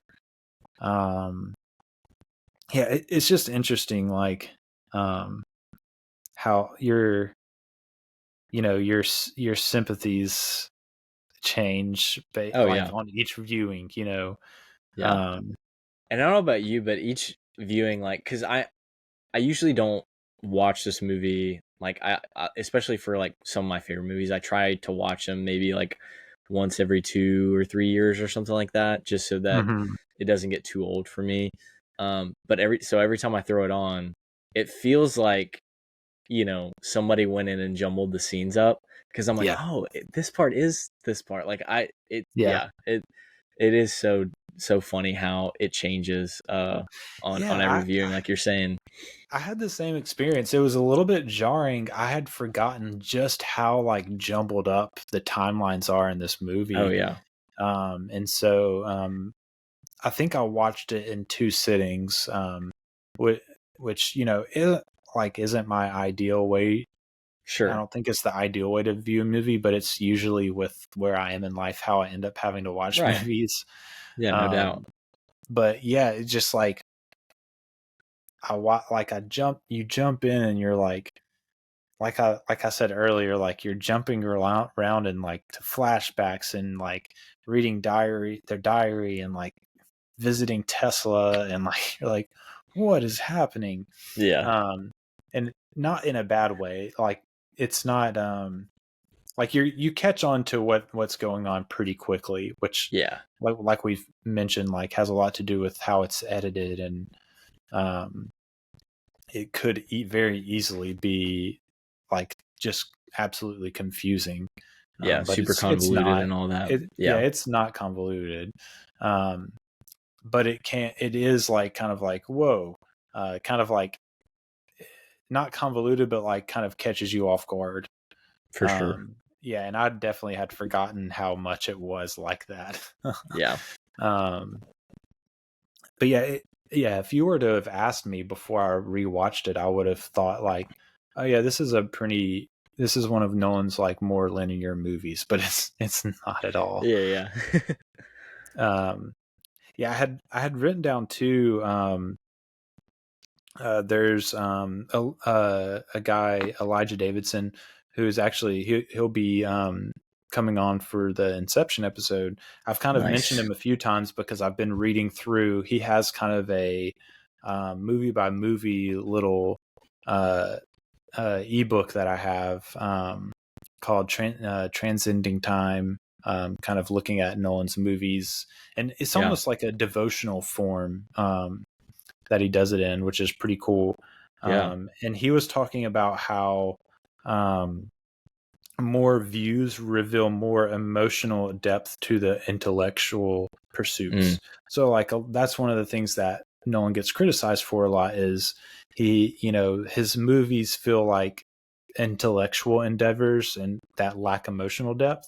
Sure. And Davidson kind of is arguing like, well, actually, like for this movie, I guess for this movie in particular, like the more you watch this movie, the more emotional depth it gains on top of the intellectual pursuits. Yeah. And he says like it teaches you to learn not just to think with our hearts, which is what people tell you a lot, like when they're trying to tell you to have empathy, think with your heart in this situation. But he says it teaches us to like feel with our minds, which he explains as like building life-giving systems. Yeah. And I think that's a really cool way to think about this.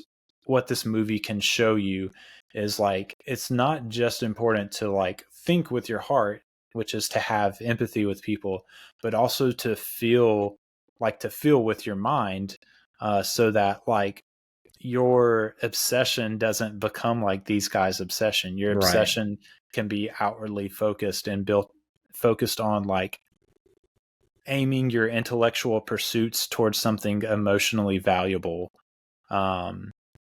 because you're allowing both your heart and your mind to work together.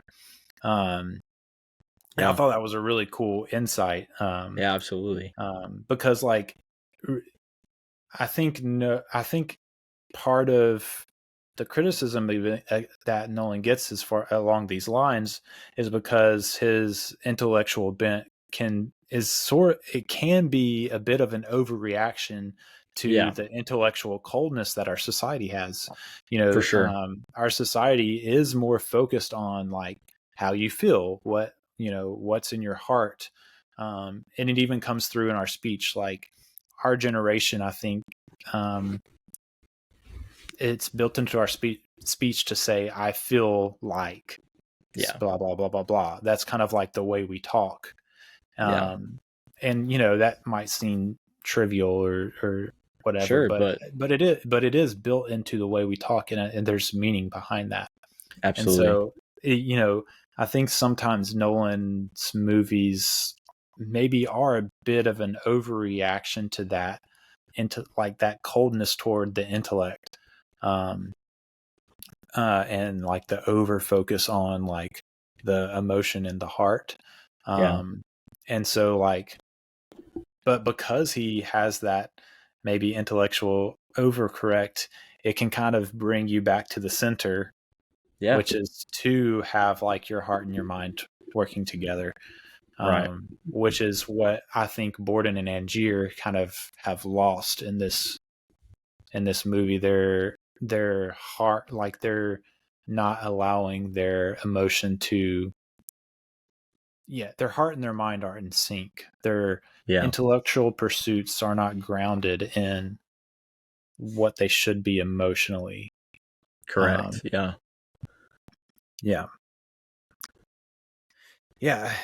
just thought that was a cool insight that he had. I love that.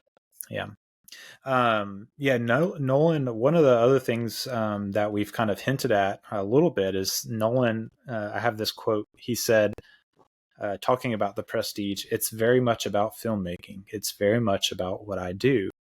And, that got me thinking about how like Nolan kind of does, he is a very like dualistic man. Like he is a very like pulled between two things kind of dude. He's got the British and American pull, like the two halves of himself.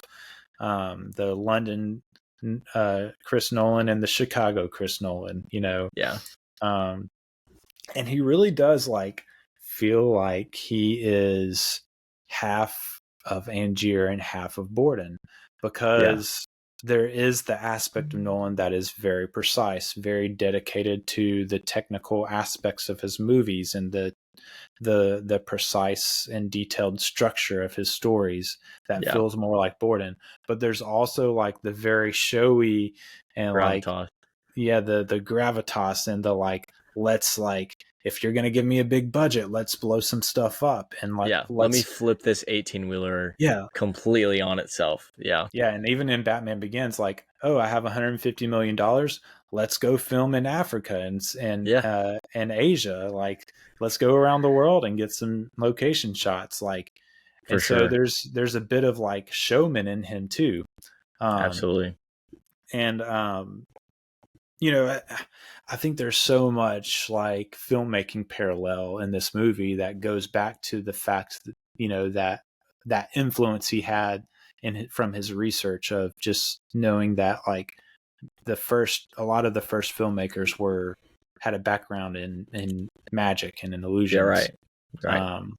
And the way that magicians during this period had an insight into what an audience wanted, in the same way that like the best filmmakers have an insight into what the audience wants when they sit in a theater, when they sit in front of a screen. And so I think there's a lot of parallels. Like I mentioned the shot of him bowing underneath the stage earlier, and I'm like, man, I wonder if that's how filmmakers feel. Like it's the the actors like that are in front of people, and like, people are applauding, Christian Bale, and they're applauding Leo DiCaprio, and they're applauding Robert De Niro, or whoever it may be. And here's Christopher Nolan, like the man behind the movie that made it really happen, like under the stage bowing. He even talks about how like he sneaks into premieres, and like he loves just like hearing the audience react. It's, and that's one thing that Angier talks about too, is like, it was the look on their faces at the end, and so like just what you just said, it sounds exactly like Nolan as well.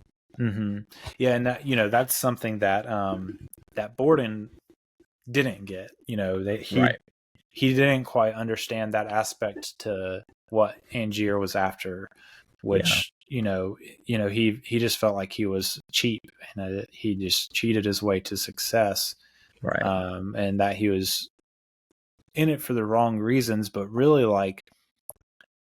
at the end of the day, like Borden, the the thing that propelled both Borden and Angier's obsessions, which, you know, on Borden's side was just like the artistry, you know, you think about artists being just as interested in how something is done as in what is actually done. Right. And that's kind of what is encapsulated in Borden and who he is as a Correct, magician yeah. and a character. And Angier, like the thing that propelled him was just like the spectacle of it all, like the fact that the audience would have the reaction that they had, and you know that's what like propelled him and his obsession and his Right. obviously, like we talked about, there's it's more than just that. Like, I think also his grief fueled his obsession. Yeah. But as far as just like thinking about it from purely like that filmmaking parallel, it's like the audience reaction that fuels what he's doing. And, you know, you could make the argument that Nolan is saying like, man, you really have to have both to be a great filmmaker. Yeah. Like, you need to be obsessed with how the audience is going to react, but also obsessed with not caring what the audience thinks and focusing Right. on the artistry of it all. It's kind of like a paradox in a sense of absolutely. what And it I takes think to be a good artist and a good filmmaker. Yeah, and I think that lends itself to, and basically like he wants to make movies and stories about like what he wants to make movies and stories about, you know. Mm-hmm. And for the most part, like you said, he also has the way of being like, hey, this is a story that I really want to make, and you know, hey, this is about some, you know, magicians rivaling each other. This is about you know, people stealing dreams within dreams. And you know, these are just odd off the wall concepts, and I don't even know how to describe Tenet, but these are odd off the wall concepts, but yet Backwards James Bond. Yeah, exactly. Yeah.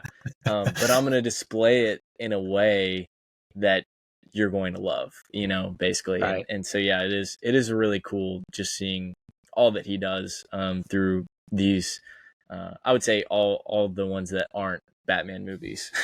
Yeah, for sure. Yeah.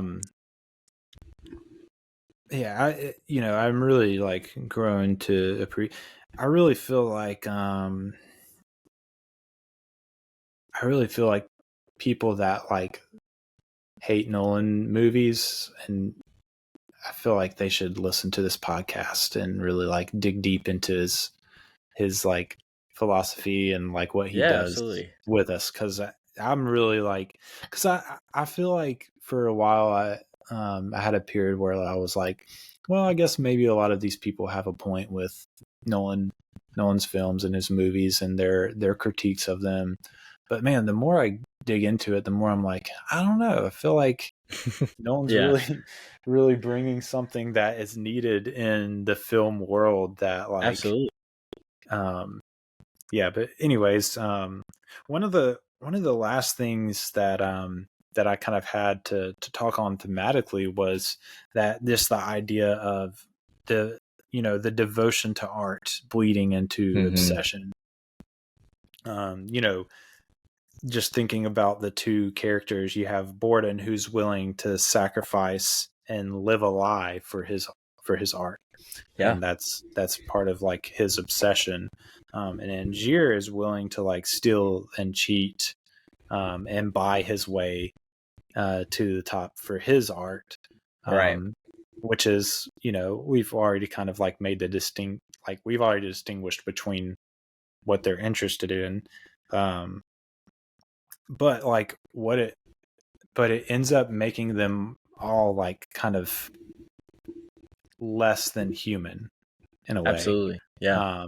They follow it down this line. And so like, you know, Borden, you know, we talked about his line. He says, you know, we each had half of a life, me and my twin, which, you know, and really like neither of them were fully Borden or fully Fallon. They took turns, like, so, you know, even like it's weird like talking about them because like as we've been talking, there's been several times where I've been like, wait, what do I call him? Because he's both, Borden Yeah. is just like is just like the all encompassing. Yeah, I think so too. But yeah, but he's really like a half of a man. Like he can't even have like a full relationship with the woman he loves, whether it's like the one that's in love with Sarah or the one that's in love with Olivia. Yeah. Which is like just deeply saddening, like when you think about it.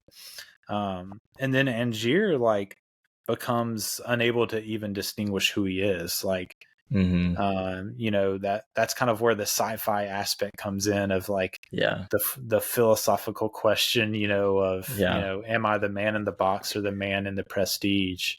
And you don't know, like, you have the first scene where he clones himself and he has the gun and he has to shoot himself.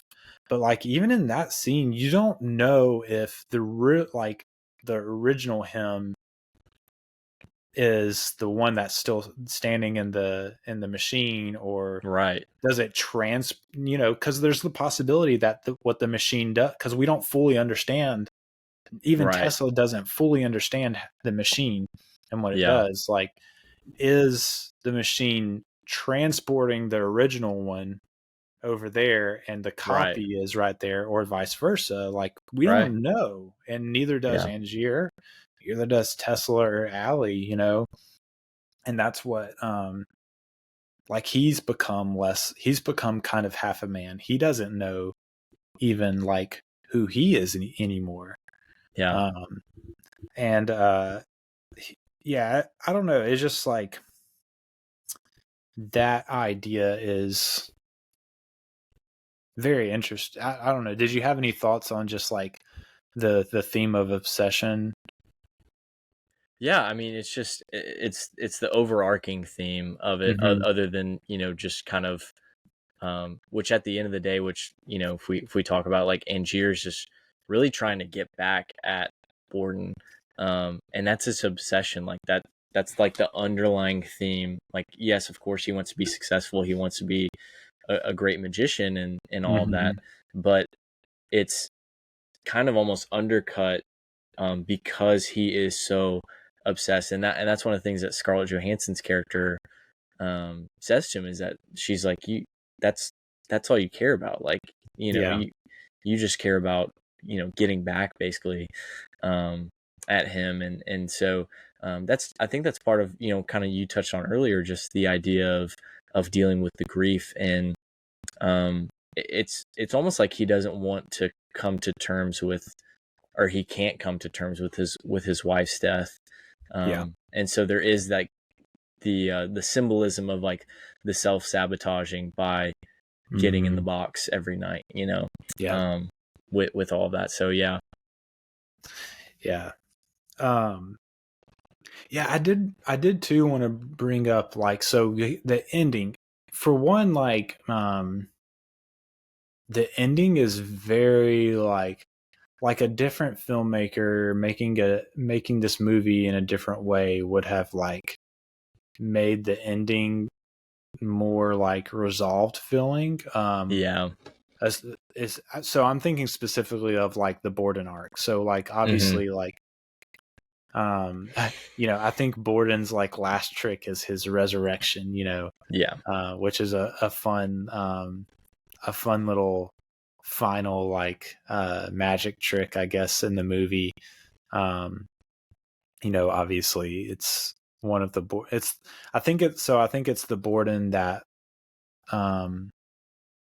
pretty sure it's the Borden that loved Olivia that is the one that's hanged. That's the impression I got. I can see that too. And so it's and then like the other Borden is allowed, now he's, he tells him, go live a full life. Talking to himself, I guess, in a sense. But it's so like up to that point, but when he's we haven't even talked about like Angier like literally like just frames him for his own murder of himself, which, is, that Angier obviously, like, I think by the end of the film, it's really hard to sympathize with him, other than like the sort of sympathy. It's more of a pity you have, like, because absolutely. you know what drove him down that road, but also like he went way too far. Like, you're literally trying to steal this man's daughter. Like, you framed him for your murder when you weren't really. I mean, you were murdered, but you weren't. Yeah, and so like it's hard to like at the end of the film, he's just like too far gone. Absolutely. Almost. But Borden, like, it's almost like part of himself is willing to take the fall for, and that's something else that I didn't even realize until just now thinking of it. Sarah hung herself, and the Borden that was too harsh to Sarah because he's not the one that loved her ended up getting hanged as well. Is another parallel that I just now realized. Because both Angier and his wife both died the same way as well. I didn't even realize that until just now. But the one that gets to live is not necessarily punished, I guess. I don't know if that would be the correct wording. So the one that lives is the one that loves Sarah. And and I think so. I get the impression that it's probably his actual daughter, and that's why I think if you think about it that way, like, it seems a little awkward when he sees his daughter, or when that Borden sees his daughter in jail. Like, he's kind of like very quick and probably more so worried that the man his other half would miss out on it, and he's the one that's always like bringing his daughter to see him, like the other I guess Fallon in that instance. So that is interesting to keep up the illusion, but obviously there's a degree to which it technically is his niece, so there's a degree of affection that he doesn't really have to fake for her, but so my whole thing when I walked away this time is, so up to this point he's been willing to sacrifice everything for his illusion, and here at the end he's willing to sell all of that facade so that like his daughter can have her father. And to me, that, like, I feel like that character is a little bit redeemed in that way. Because he's where Angier never like really realizes or like reckons with the error of his ways. I think Borden finally does. And I kind of wrote down that Angier is never really able to climb out of his grief, and he suffers the ultimate fate for it. But Borden is able to get out of that because he's finally willing to make a sacrifice that's not inwardly focused. And so, just like as a final thought, I just want I usually like to try to take away like a final thought from these movies when we do these discussions. And my final thought for this movie is, any obsession that is inwardly focused is going to lead to destruction. So that's what we see with Angier. His grief, which is based on the outward love and affection he had for his wife, it turns in on, like, he turns so much in on himself and his own grief and his own obsession to like please the crowd that like it leads to destruction. But Borden is very inwardly focused, and it does lead to destruction, but the destruction in his case actually leads to the destruction of someone that half of him did love. Yeah. And so it's almost like her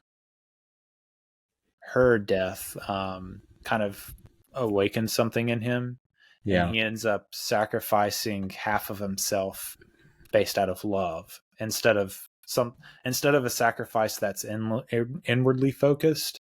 He in the end makes a sacrifice that's outwardly focused.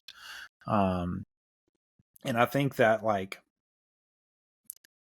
just that idea of, like, having become so inhuman, I think that's what an obsession that's inwardly focused does.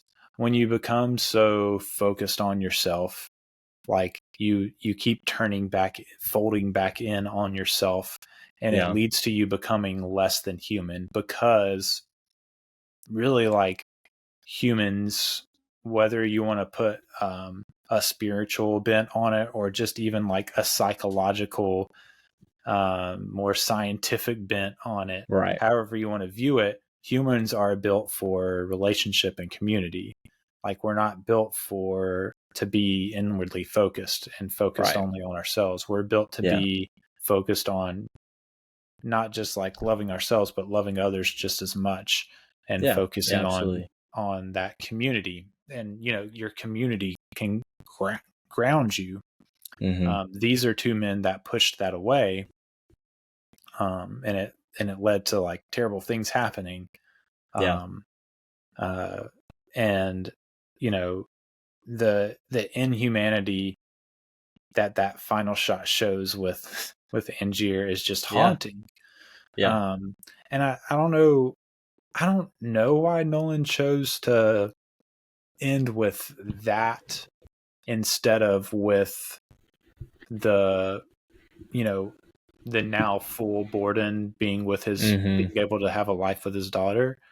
Maybe just because it was a better image, and Yeah, I mean, it's a striking image, just as a stays with you. filmmaking technique. Yeah. Right. Maybe it's as simple as that. But I do think there's a different movie where we get an image of Borden with his daughter, like, having a full life. And maybe it's just Nolan wanting to remind you, like, don't be like this. Yeah. And but yeah, I think at the end of the day, like, love and community can pull you out of that inhumanity that comes from being inwardly focused. And Yeah. I think that's something that is in the film, and I think something that we can kind of take away as a final thought. But Yeah, absolutely. yeah. So just kind of ending this, what is you? I think you already hinted at it at the very beginning, but I would imagine this is your favorite Nolan. Yeah, definitely. Yeah. This is I wouldn't say, like, I think there's an argument to be made that Oppenheimer is his, like, best movie just overall, like, but this is definitely my favorite, and just my favorite. Like I said, on the specific day, it's my favorite movie. Yeah.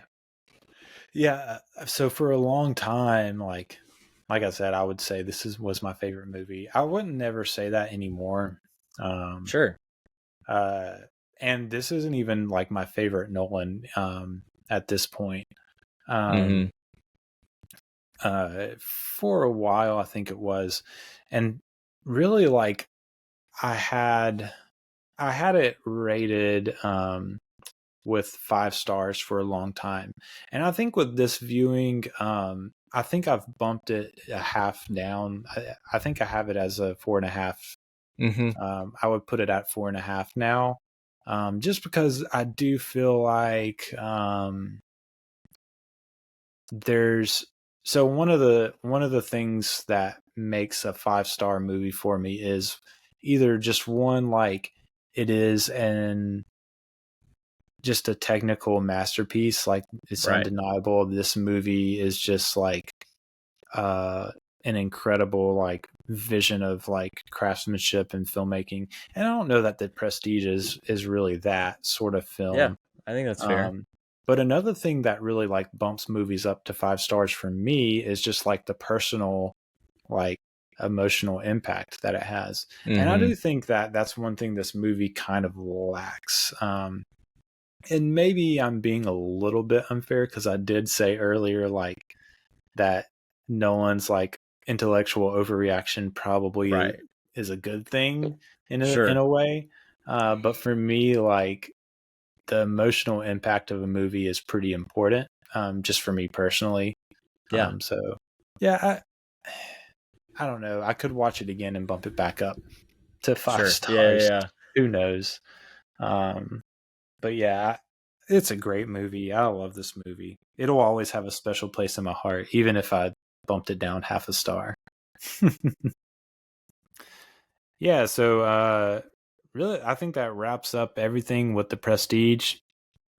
Great talk. Next week, we are going to be talking about The Dark Knight, the second Batman Christopher Nolan movie. So I'm excited about that.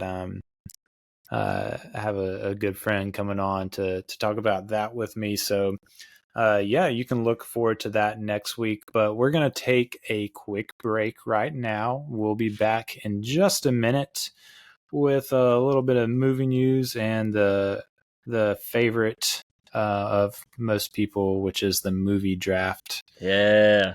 So yeah, we'll be right back. See you in a second. Hey everyone, thank you for joining us on the Establishing Shot today. We hope you're enjoying the episode so far, and we hope you'll stick around for the segments we have coming up after this quick break. But during this break, I wanted to tell you how you can get more involved with the Establishing Shot podcast. There are several ways you can do this. The main way you can do it is by going to establishingshotpod.com, our website where you can find all sorts of information like episodes with the show notes on there, information about our guests for each episode. You can find reviews there, and there's a page where you can actually leave a review on the website if you want to. You can see all the platforms where the podcast is available, like Apple, Spotify, all the major podcast platforms, and even a link to our YouTube page where you can see a video version of the podcast. So please go to the website. And the place I want to highlight there is our donate page, which has information about our Establishing Shot family. This is a way that you can subscribe to the podcast to support all the efforts and the stuff that goes into making this podcast good and making it better than it even is now. We have different tiers that you can subscribe to, starting at $5. And what this will do is you'll be able to support the podcast, help me make it better, and also at the same time, you'll get early and ad-free episodes. You'll get access to our Discord server where you can join in and just kind of talking about movies with a community that loves film. And so we would love to have you in there. And then the higher up in the tiers you go, the more you get.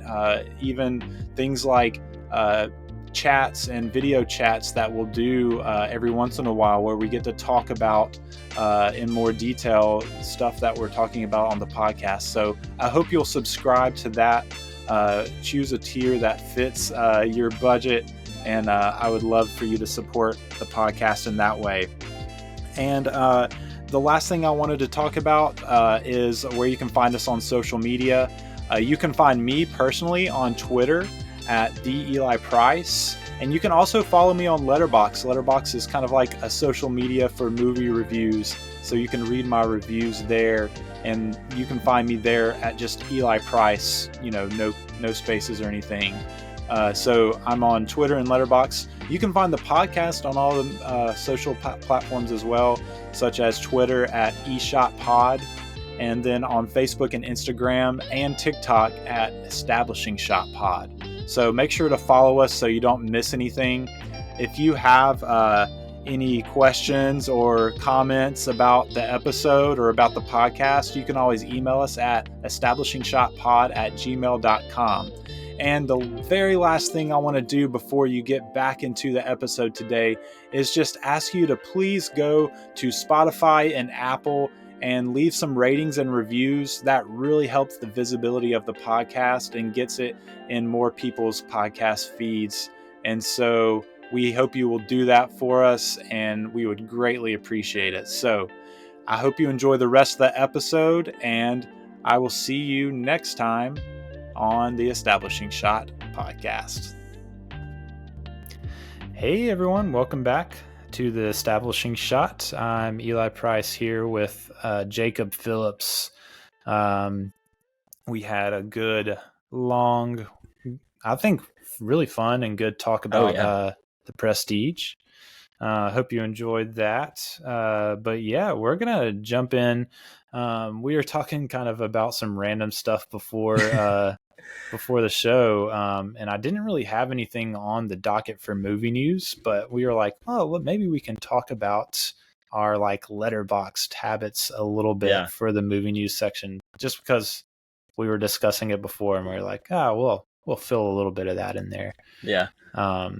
But yeah, one of the things we were talking about is how we use the little heart. So we were, I don't know, I was kind of sharing like my really like if I rate a movie 7 or above, it always gets a heart. Yeah. And then like if it's under 7, it has to be like a weird movie where I'm like, it wasn't that great, but I still enjoyed it a lot. And so I'm like, oh, it's a 6 or a 3-star, but it still gets a heart sort of thing. For sure. But yeah, we were talking about it, and I don't know what it's kind of fun. I think everyone has their own little way that they like use their ratings and their hearts and all that.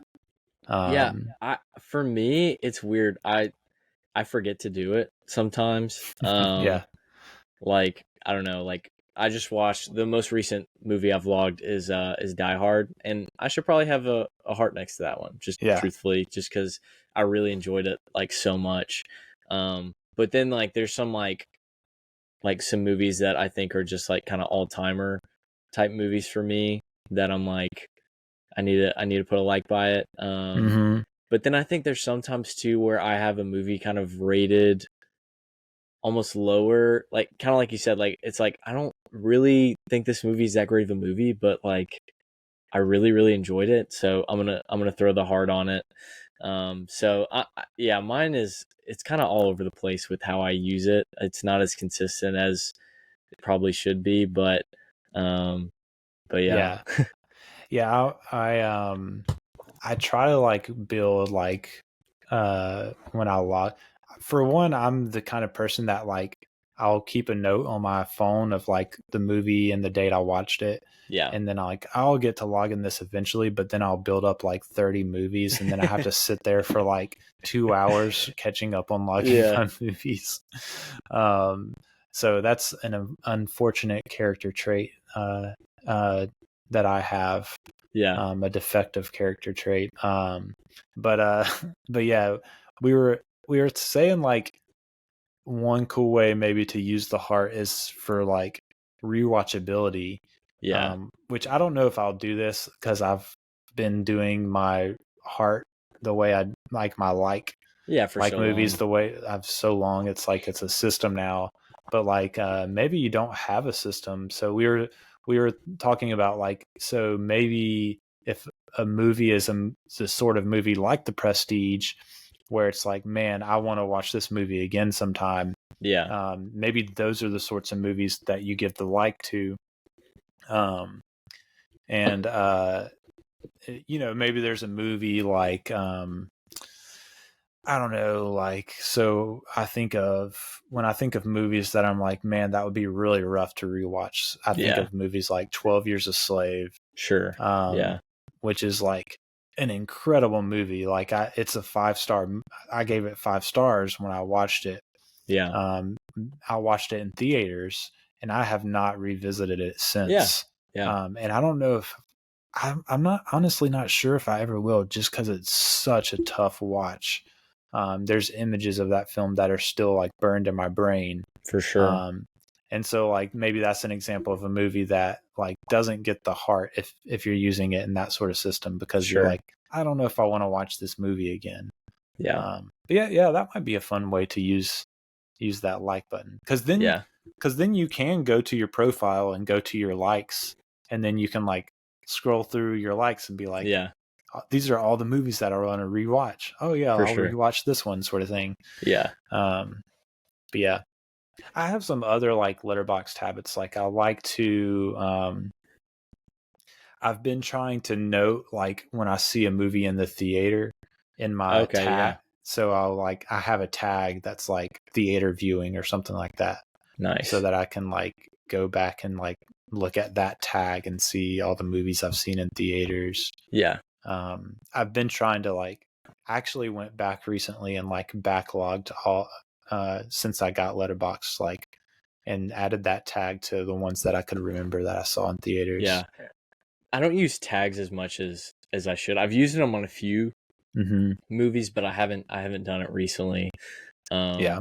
But I'm one of those people that is like, I want to log everything, even if it's a rewatch.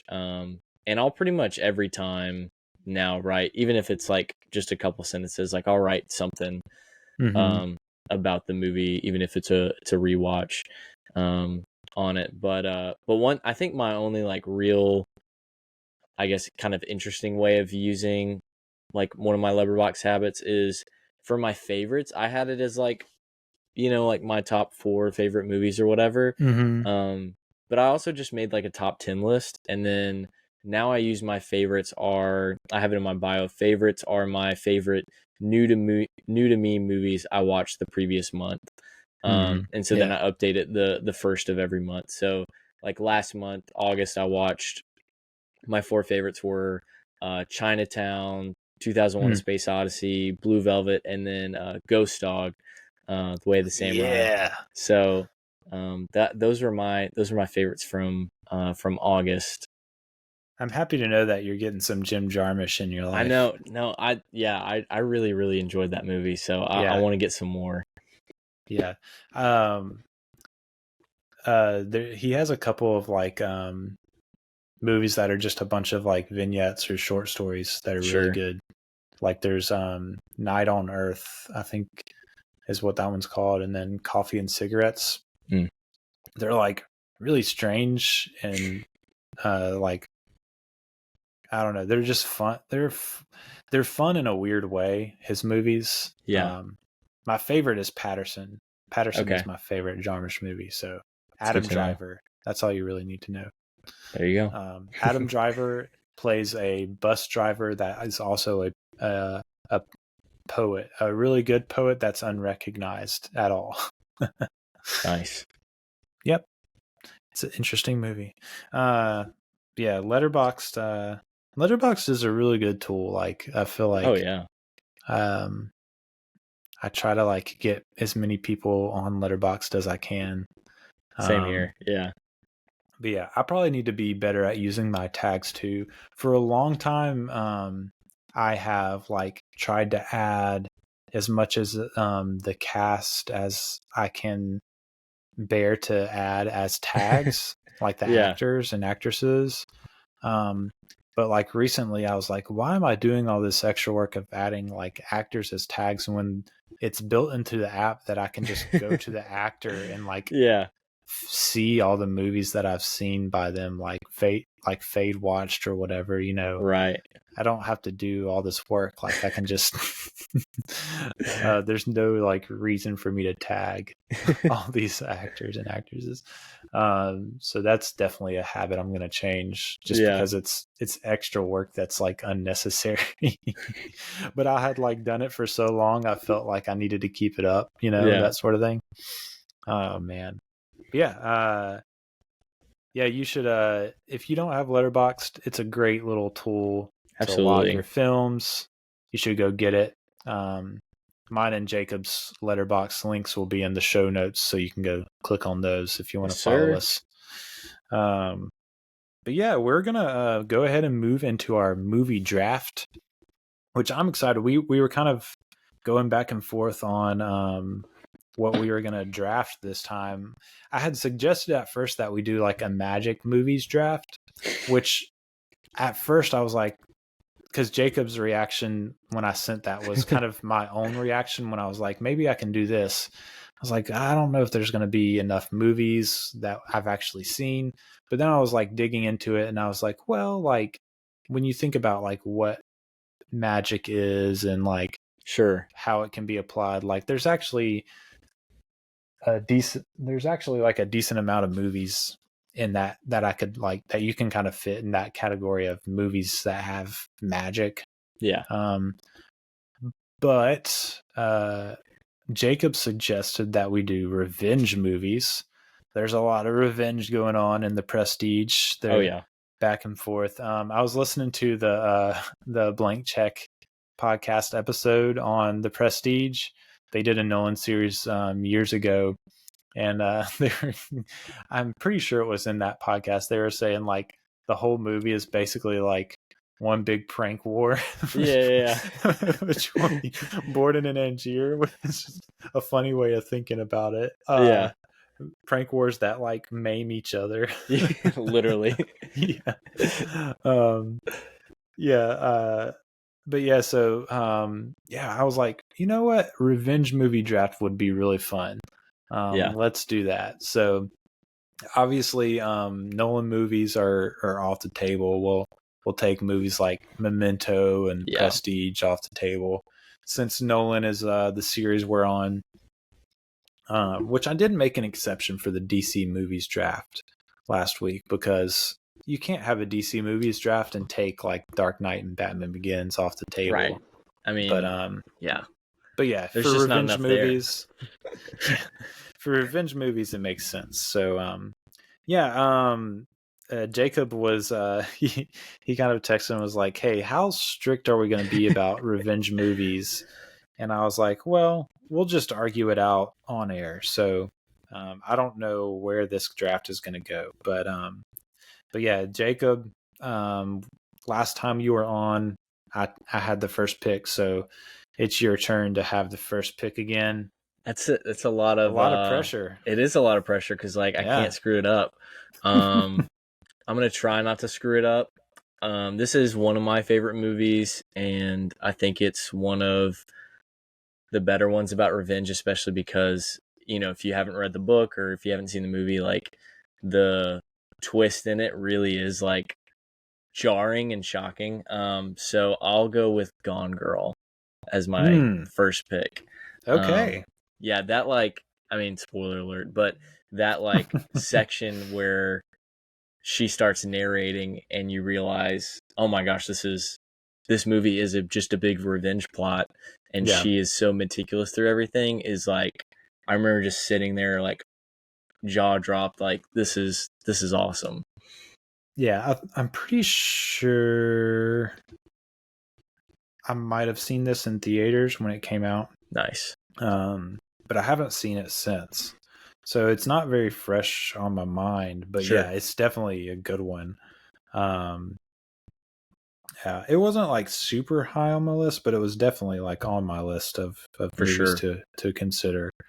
I'm gonna go with one of like another movie that's like a classic answer for one of my favorite movies, and probably still my favorite movie by this director. I'm gonna go with Inglourious Bastards. Nice. It was on my list for sure. Yeah, I mean, you've got what's her face? I don't really know the actress. I guess her name is just Melanie Laurent. Melanie Laurent, yeah, she plays the Shoshana.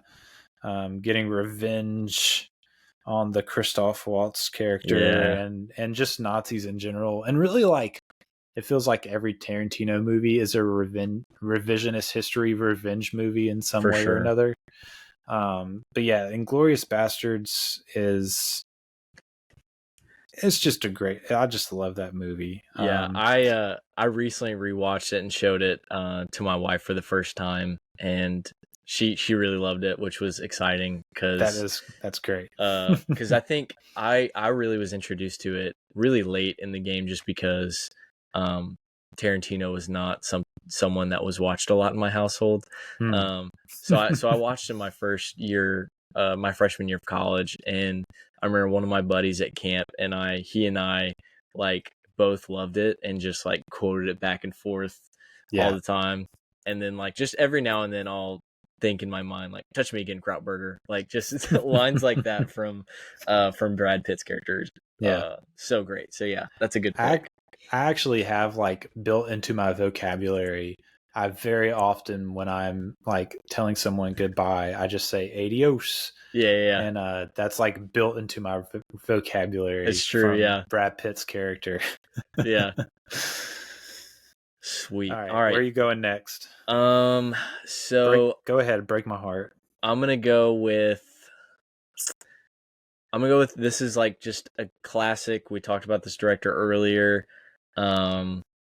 Really, really good movie that I feel like people like still love, but I don't think people talk about as much, and that's Gladiator. Gladiator with Russell Crowe. I think it's arguably his best performance. Joaquin Phoenix. Yeah, early Joaquin Phoenix, who's now going to be playing Napoleon for Ridley Scott. But yeah, I mean, just a classic movie that's got it all. So yeah. Yeah, there's a lot of directions I can go. Gladiator, I mean, it was on my list. It wasn't super high up. Sure. I will say that. I feel like there's one that kind of has to be taken, but it's also like super obvious. And so I'm like, I don't know, do I go ahead and take this because it's like one of the best films ever made, probably. I guess I will. Yeah, I'm gonna go with The Godfather because nice. Yeah, you don't mess with the family, right? Yeah, yeah. I mean, it's that tagline. I mean, you don't mess with the family. You don't mess with the family. The revenge is built into the movie, right? Yeah, the very concept of the movie. I mean, there's not really anything to say about The Godfather. It's just. It's The Godfather. Everyone knows. Yeah, absolutely. No, it's a great pick. One of the best revenge movies ever. Yeah, for sure, no doubt. I'm gonna go with the modern action masterpiece that has, I think, really been one of the most. I haven't watched all of them, but one of the most highly rated just franchises, in terms of just its quality and technicality, and I'm going to take the first John Wick. Yes, great pick. And I'm a big dog person, so like I totally sympathize and recognize that he was acting in what he did that movie. Yeah. Absolutely. Yeah, that's on my list. I was kind of hoping to get that. But yeah, I probably should have known that it would be hard to get it even with just two of us picking. Okay. I'm going to start trying to make my list a little more diverse in the sorts of movies. I'm going to go with a great movie that would be in the comedy and adventure category. And I'm going to go with Inigo Montoya. Yeah, it was on my list. And The Princess Bride. That's a great pick. My name is Inigo Montoya. You killed my father. Prepare to die. I mean, literally, my name? Literally, kind of like what you said with the Godfather, have the tagline, like the most memorable line from that movie is a line of revenge. Yeah, absolutely. So, no, it's a great pick. And then even very comically shows like the futility of revenge. Like he kills him and he's like, all right. That's it. That's it.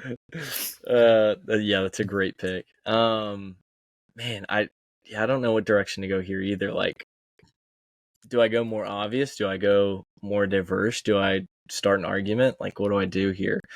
You do what your heart tells you to do. I'll do because I think I'll take another series movie. And I don't know if this was on your list or not, but I'm gonna take Skyfall. Okay. Because It wasn't on my list. Because obviously the villain, his whole thing is revenge in that movie. Mm-hmm. I think it's one of the, if not the best James Bond movie. It's arguably up there. And Javier Bardem is such a great bad guy in it. Yeah. And yeah, so I'm gonna go Skyfall. I think it's great. Cool. I think we'll do 7. By the Sweet. way, I don't think we established that, but yeah, we're drafting 7. Just because there's so many good ones to choose from. Absolutely. But yeah. So I think. So I'm gonna keep going diverse. There's one genre that I have 2 in that I would be happy with. So I'm gonna wait on that. I've got some strategy going here for my draft. Yeah, I like it. There's one. I don't know if I don't like to call this a genre because it's not really a genre, but most people do. That I only have one movie in, and that's an animated movie. I don't feel like there's a lot to choose from in animated movies. Yeah. And so I'm going to choose one where, just like in Skyfall, where the villain is the one seeking revenge. And I'm going to go with Syndrome in The Incredibles. Nice. That's a great movie. It wasn't on my list, but that's a great choice. Yeah. Yeah. I mean, Syndrome, he just wanted to be part of the team, and poor guy went to a life of villainy. Fly home, buddy.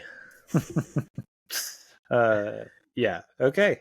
I'm happy to have the Princess Bride and The Incredibles on my list. Yeah. No, that's great. All right. I'll go with I could either go. I'll go with another Tarantino. I'll go with Django Unchained. Okay. Just another great revisionist history sort of movie. Mm-hmm. Oh yeah, it would have been my next pick. Okay, well that's as far as Tarantino goes. Yeah. And yeah, I mean, Jamie Foxx and Christoph Waltz just deliver rock star performances, and then you have Leo coming in throwing 100 miles an hour. Oh yeah. So it's just it's a great movie. That last shootout is just wild. I count 6 shots. Yeah, it's absolutely wild. Yeah. Completely wild. Okay. Let's see. How many? So that was your 5th pick. That was my 5th pick, yeah. I still have 3 picks. So let's see. Let's see if I can get this as diverse as I can. There's one that I kind of doubt you thought of. And you know, if you want to dispute it, you can. Sure. But I'm going to save that because I don't think you've thought of it. And if you surprise me, then that's on me, I guess. I think so. What do I have? Okay. Let's see what category we can go with next. I'm gonna go with kind of a classic action movie that I caught up with recently. That was super fun and peak Harrison Ford. Okay. And I'm gonna go with The Fugitive. The Fugitive, yes, that's a good one. Richard Kimball. You switched the samples. Oh man, it was great. I was like, man, this movie should be the cheesiest movie ever. And I'm just having such a good time. I'm loving every second of it. Yeah, I recently watched it for the I think I'd watched it when I was my parents watched it on TV one time when I was little, but I recently, within this past year, watched it for the first time, just all the way through, and I was thoroughly enjoying it as well. I was like, this is great. I love Harrison Ford, man. He's there's so much great Tommy Lee Jones quotes in this movie too. Just the search every farmhouse, outhouse, warehouse, that whole little monologue is just fantastic.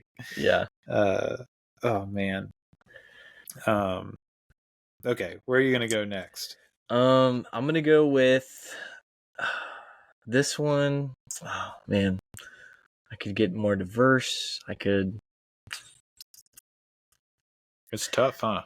It is. There's so many good ones. All right, I think I'm gonna go ahead and pick a more traditional revenge movie. It's a little basic probably, but I recently watched it for the first time, and was honestly really shocked by it, by how good it was. And I'll go with First Blood, the first Rambo movie. You made me nervous for a second there. I was really shocked. It was surprising, like if you've never seen it, because like you think of Rambo movies, you just think of like, oh, it's like a cheesy action shoot 'em up. But there's actually like a lot of depth, and like Sylvester Stallone like honestly delivers a really good performance in it, like shockingly. Like it's not just some cheesy action shoot 'em up. Like it's an intense thriller, so I'd highly recommend it. Okay. Yeah, I haven't seen First Blood. I haven't seen any of the Rambo movies, to be honest. I just haven't never gotten around to them. Yeah, I'm one of those that like stays away from action movies just because they're typically they don't really surprise you typically and stuff like that. Like unless it's like a technically great movie like a John Wick or something like that. Mm-hmm. So like that was just my initial thought of Rambo movies, but then I was like, I'll give First Blood a shot, and it was surprising. Yeah, I've heard great things. I just never gotten around to it. Yeah. Okay, so I have a category, which is the Western, that I have 2 movies that I would love to get. But I'm only going to pick one of them, and it's going to be one that I caught up with this past week specifically because it's been on my watch list for forever. And this was like my excuse to finally like put it on, catch up with it, see if the hype lived up, and it did. And I'm going to go with Clint Eastwood's Unforgiven. Nice. Yeah. Fantastic movie. Yeah, I've never seen it, but it's on my list. Yeah. Man, it was. I think there's so much that's great about this movie. I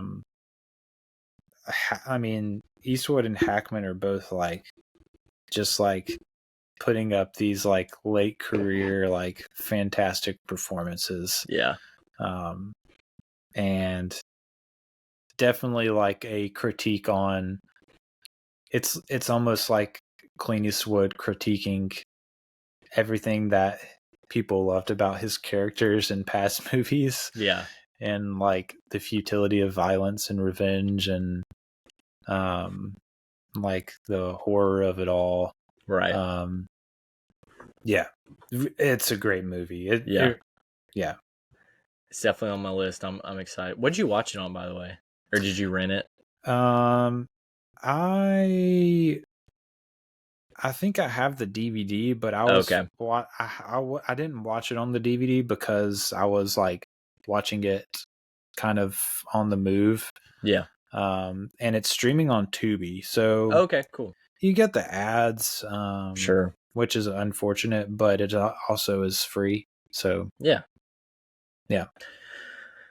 All right, so I could either take this like a really serious route, or this is your last pick, by the way. I know. So I'm either taking a really serious route or a really not serious route, and I think I'm leaning not serious. I'm leaning not serious. Yeah, do it. So I have a soft spot for some of these types of movies, not all of them, but like some of them are like really fun and well done, quote unquote, I would say. And I'm going to go John Tucker Must Die. I mean, the revenge is in the title. It's not a movie that everyone has seen, but it's one of those it's one of those teen movies that like you think on its surface is like, okay, this is just really stupid, and it is. But it's also a lot of fun, like honestly. Like it's a good like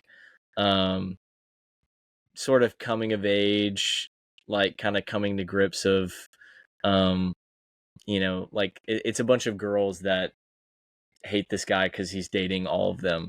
And so they're just wanting to get back at him, but then they realize like, oh, like there's more to us than this guy, type of a thing. So it's a good movie. There's Brittany Snow, Taylor Kitsch is in it, some random people that were famous in the mid 2000s, but there's also a ridiculous scene where they switch out his underwear with thongs. And because he's such a good basketball player, the rest of the team decides to also wear thongs. And it's just like that's ridiculous. a secret. Yeah, like there's just ridiculous stuff like that in the movie, typical teen movie stuff. And it's not like super raunchy or anything like that, like an American Pie movie. So it's a fun movie. Yeah. Okay. Yeah, totally not on my radar at all. Not shocking. I love it. I love it. I love the heart pick, the go with your heart pick, even if it kills your draft. Right. That's what what I often do. I often like go with my heart, and it just like kills my chances at winning. So this is the last movie I'm going to go with, still kind of stretching my versatility. I'm going to get into the horror category. Ooh. Probably not what most people would think of when they think of revenge in the horror, because there is a lot of good like revenge themes in horror movies. A lot of them I honestly just haven't seen. But I'm going to go with one of my favorite horror directors, new horror directors, in Jordan Peele, and I'm going to go with Us. Yeah, that was on my list actually. Okay, yeah. I'm glad you thought of it, because I was like, I thought I was having like a sneaky pick to have that on my list, because you wouldn't, it's not what would like necessarily come to mind when you think of revenge. But the whole movie is, I don't want to spoil anything, so I won't say anything of why I think it's a revenge movie, but I'm glad you agree. No, I agree. It's a revenge movie for sure. So watch the movie. It's one of those, I try not to spoil too much for movies like this in the movie draft. We're not doing a deep dive on Jordan Peele's Us. Maybe one day, but it's a fantastic movie. I go back and forth on whether I like, or whether Us or Nope are my favorite Jordan Peele so far. I like them both more than Get Out. But it's a great movie, and I'm happy to have it on my list. Yeah. That's one I saw in theaters. That was a really fun, like, theater watch. I feel like most horror movies see it in theaters are fun to watch in theaters, just because like, sometimes you get the crowd interaction and stuff like that. So that was fun. Yeah, that was the one that I caught up with at home, unfortunately. But before I reread our final results, did you have any like honorable mentions, or maybe even some that you didn't get around to catching up with before the draft? So some honorable mentions. Prisoners, another Hugh Jackman movie, was up there, that I really, really like. But it's so dark. That's a movie that I don't know if I'll rewatch, but I think I will at a certain point. Another one that probably isn't on a lot of people's radar, but Election, with Reese Witherspoon and I've never caught up with that. Matthew Broderick. I watched it. It was not what I expected, but I think that there's definitely some revenge in that movie. And then my other like fun pick that I was gonna go with, if I didn't pick it at some point, was, and I don't know if this would have started an argument or not, but Face Off. I think has some revenge elements to it, just because they're both mad at each other for stealing each other's identity. But I think that's more of, it's not baked into the movie. It's more of a read on it, I guess. Yeah, I guess you could make the argument there. I don't know. Face Off isn't my favorite. It's definitely a fun watch, but it's not a very good movie. No, it's not at all. what it does show is that Nick Cage is a much superior actor to John Travolta. Absolutely. Absolutely. And John Travolta is just creepy. Yeah. Yeah, I had a lot of movies that like I would have loved to grab that, just we only draft so many movies. Right. Obviously you have a couple, like there's more Tarantino movies in Once Upon a Time in Hollywood. You could argue is Revenge, the Kill Bill movies. Yeah. I'm not big fans of them, truthfully. I'm not as high on. I've actually only seen the first Kill Bill. I think the second Kill Bill and Death Proof are the two Tarantinos I haven't seen. Yeah. But yeah, I'm not. It's one that I need to revisit, honestly. Kill Bill. So yeah. The other Western I was thinking of grabbing was True Grit, the Coens remake. Yeah, that's a good movie. It's fantastic. I love it. The Revenant is a good one. Yeah, I had the Northman on there, which I feel like those two are both similar. I like the Revenant more. The Northman, I wasn't as high. I was a little disappointed. Like, I was still positive on it, but I was pretty disappointed in it relative to Eggers' other two movies. I think you could argue The Shawshank Redemption is a revenge narrative. He's kind of getting revenge on the warden. Yeah, absolutely. I had Pig on my list. That's one that I haven't watched yet, but oh man, I love Pig. I wanted to draft it, but I was like, oh, I'm gonna stick with I'm gonna go with some other heart pick. I'm not gonna go with like all heart picks for this. A couple of Scorsese's I had listed were Gangs of New York and Cape Fear. Two great, both fantastic movies. I think you could argue with either of the West Side Stories.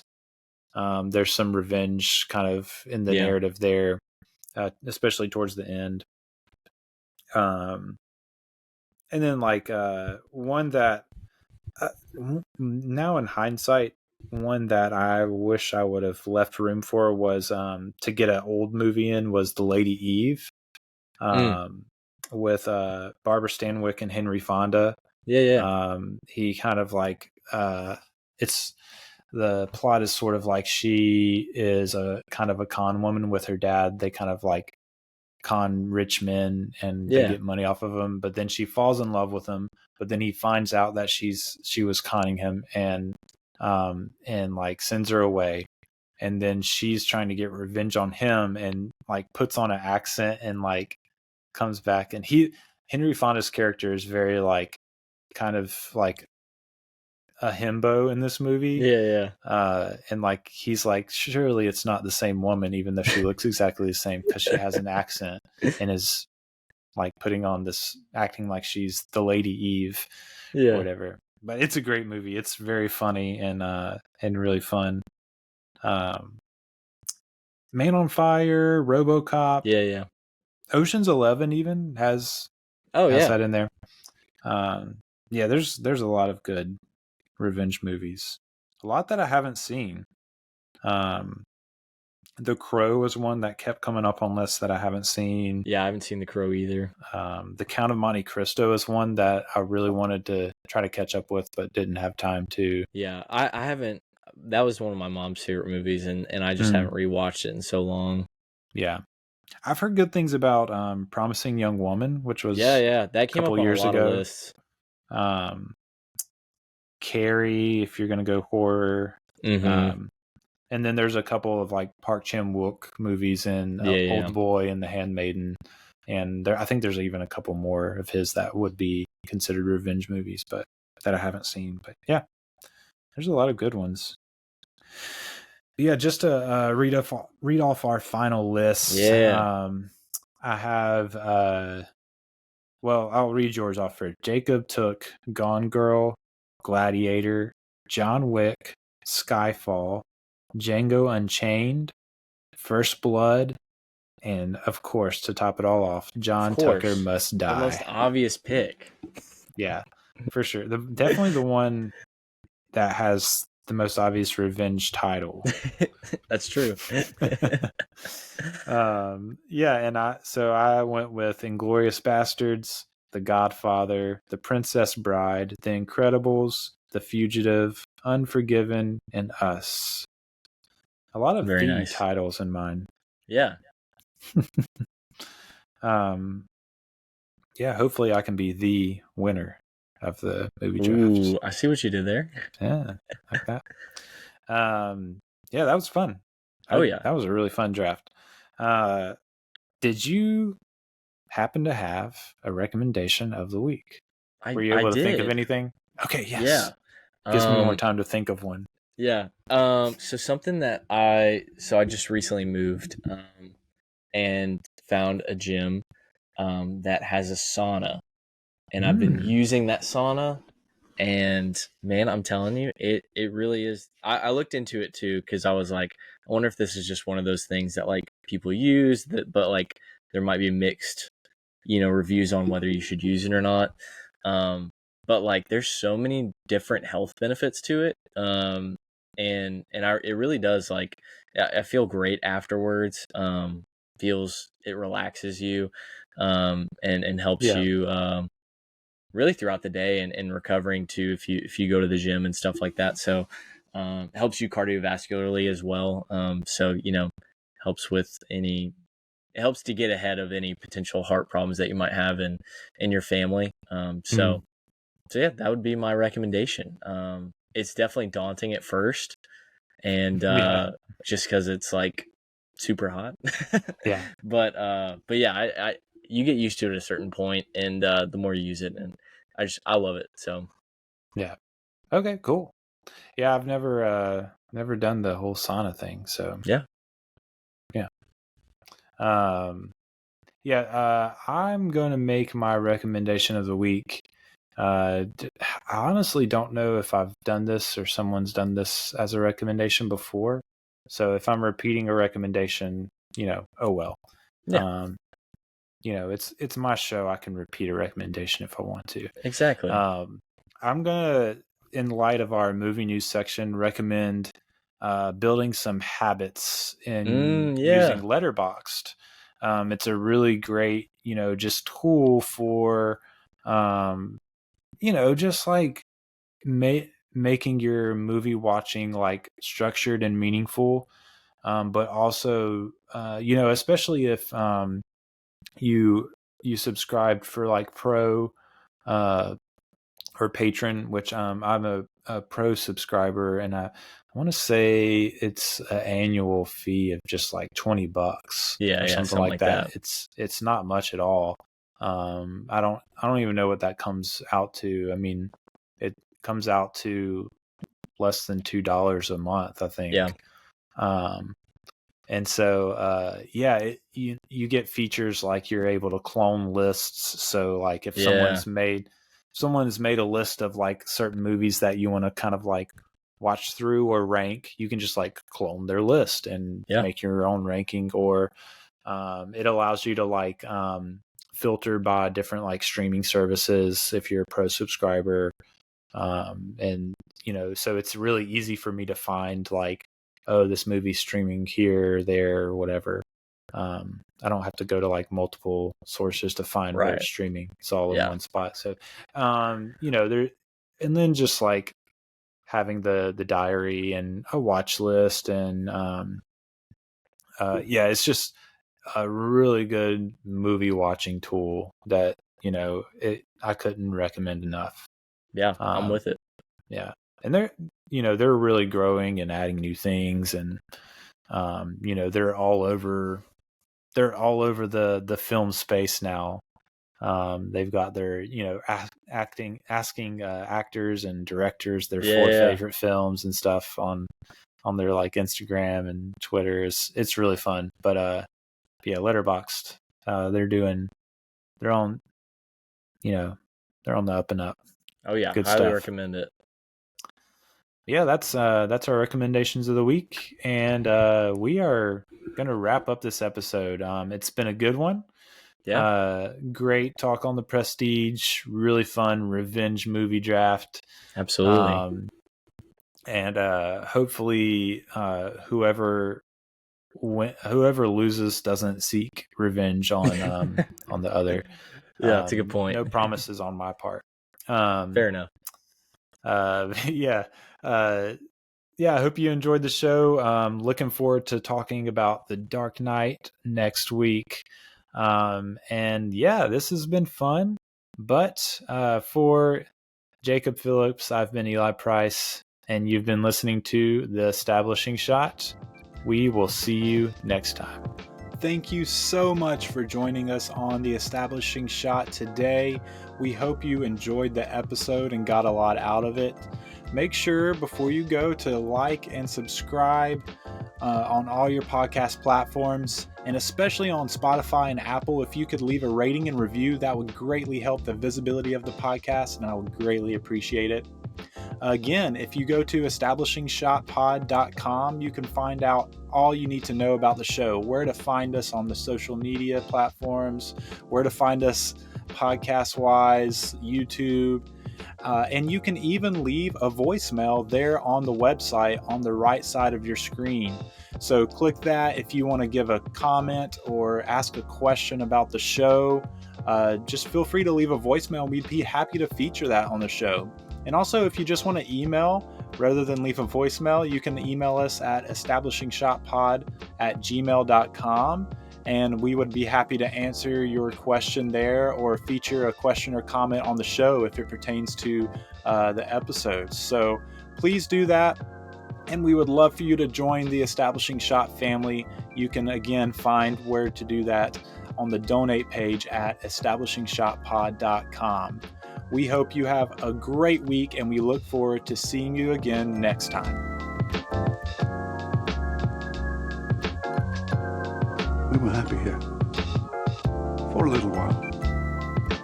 But look, I figure it this way. Better to be king for a night than schmuck for a lifetime.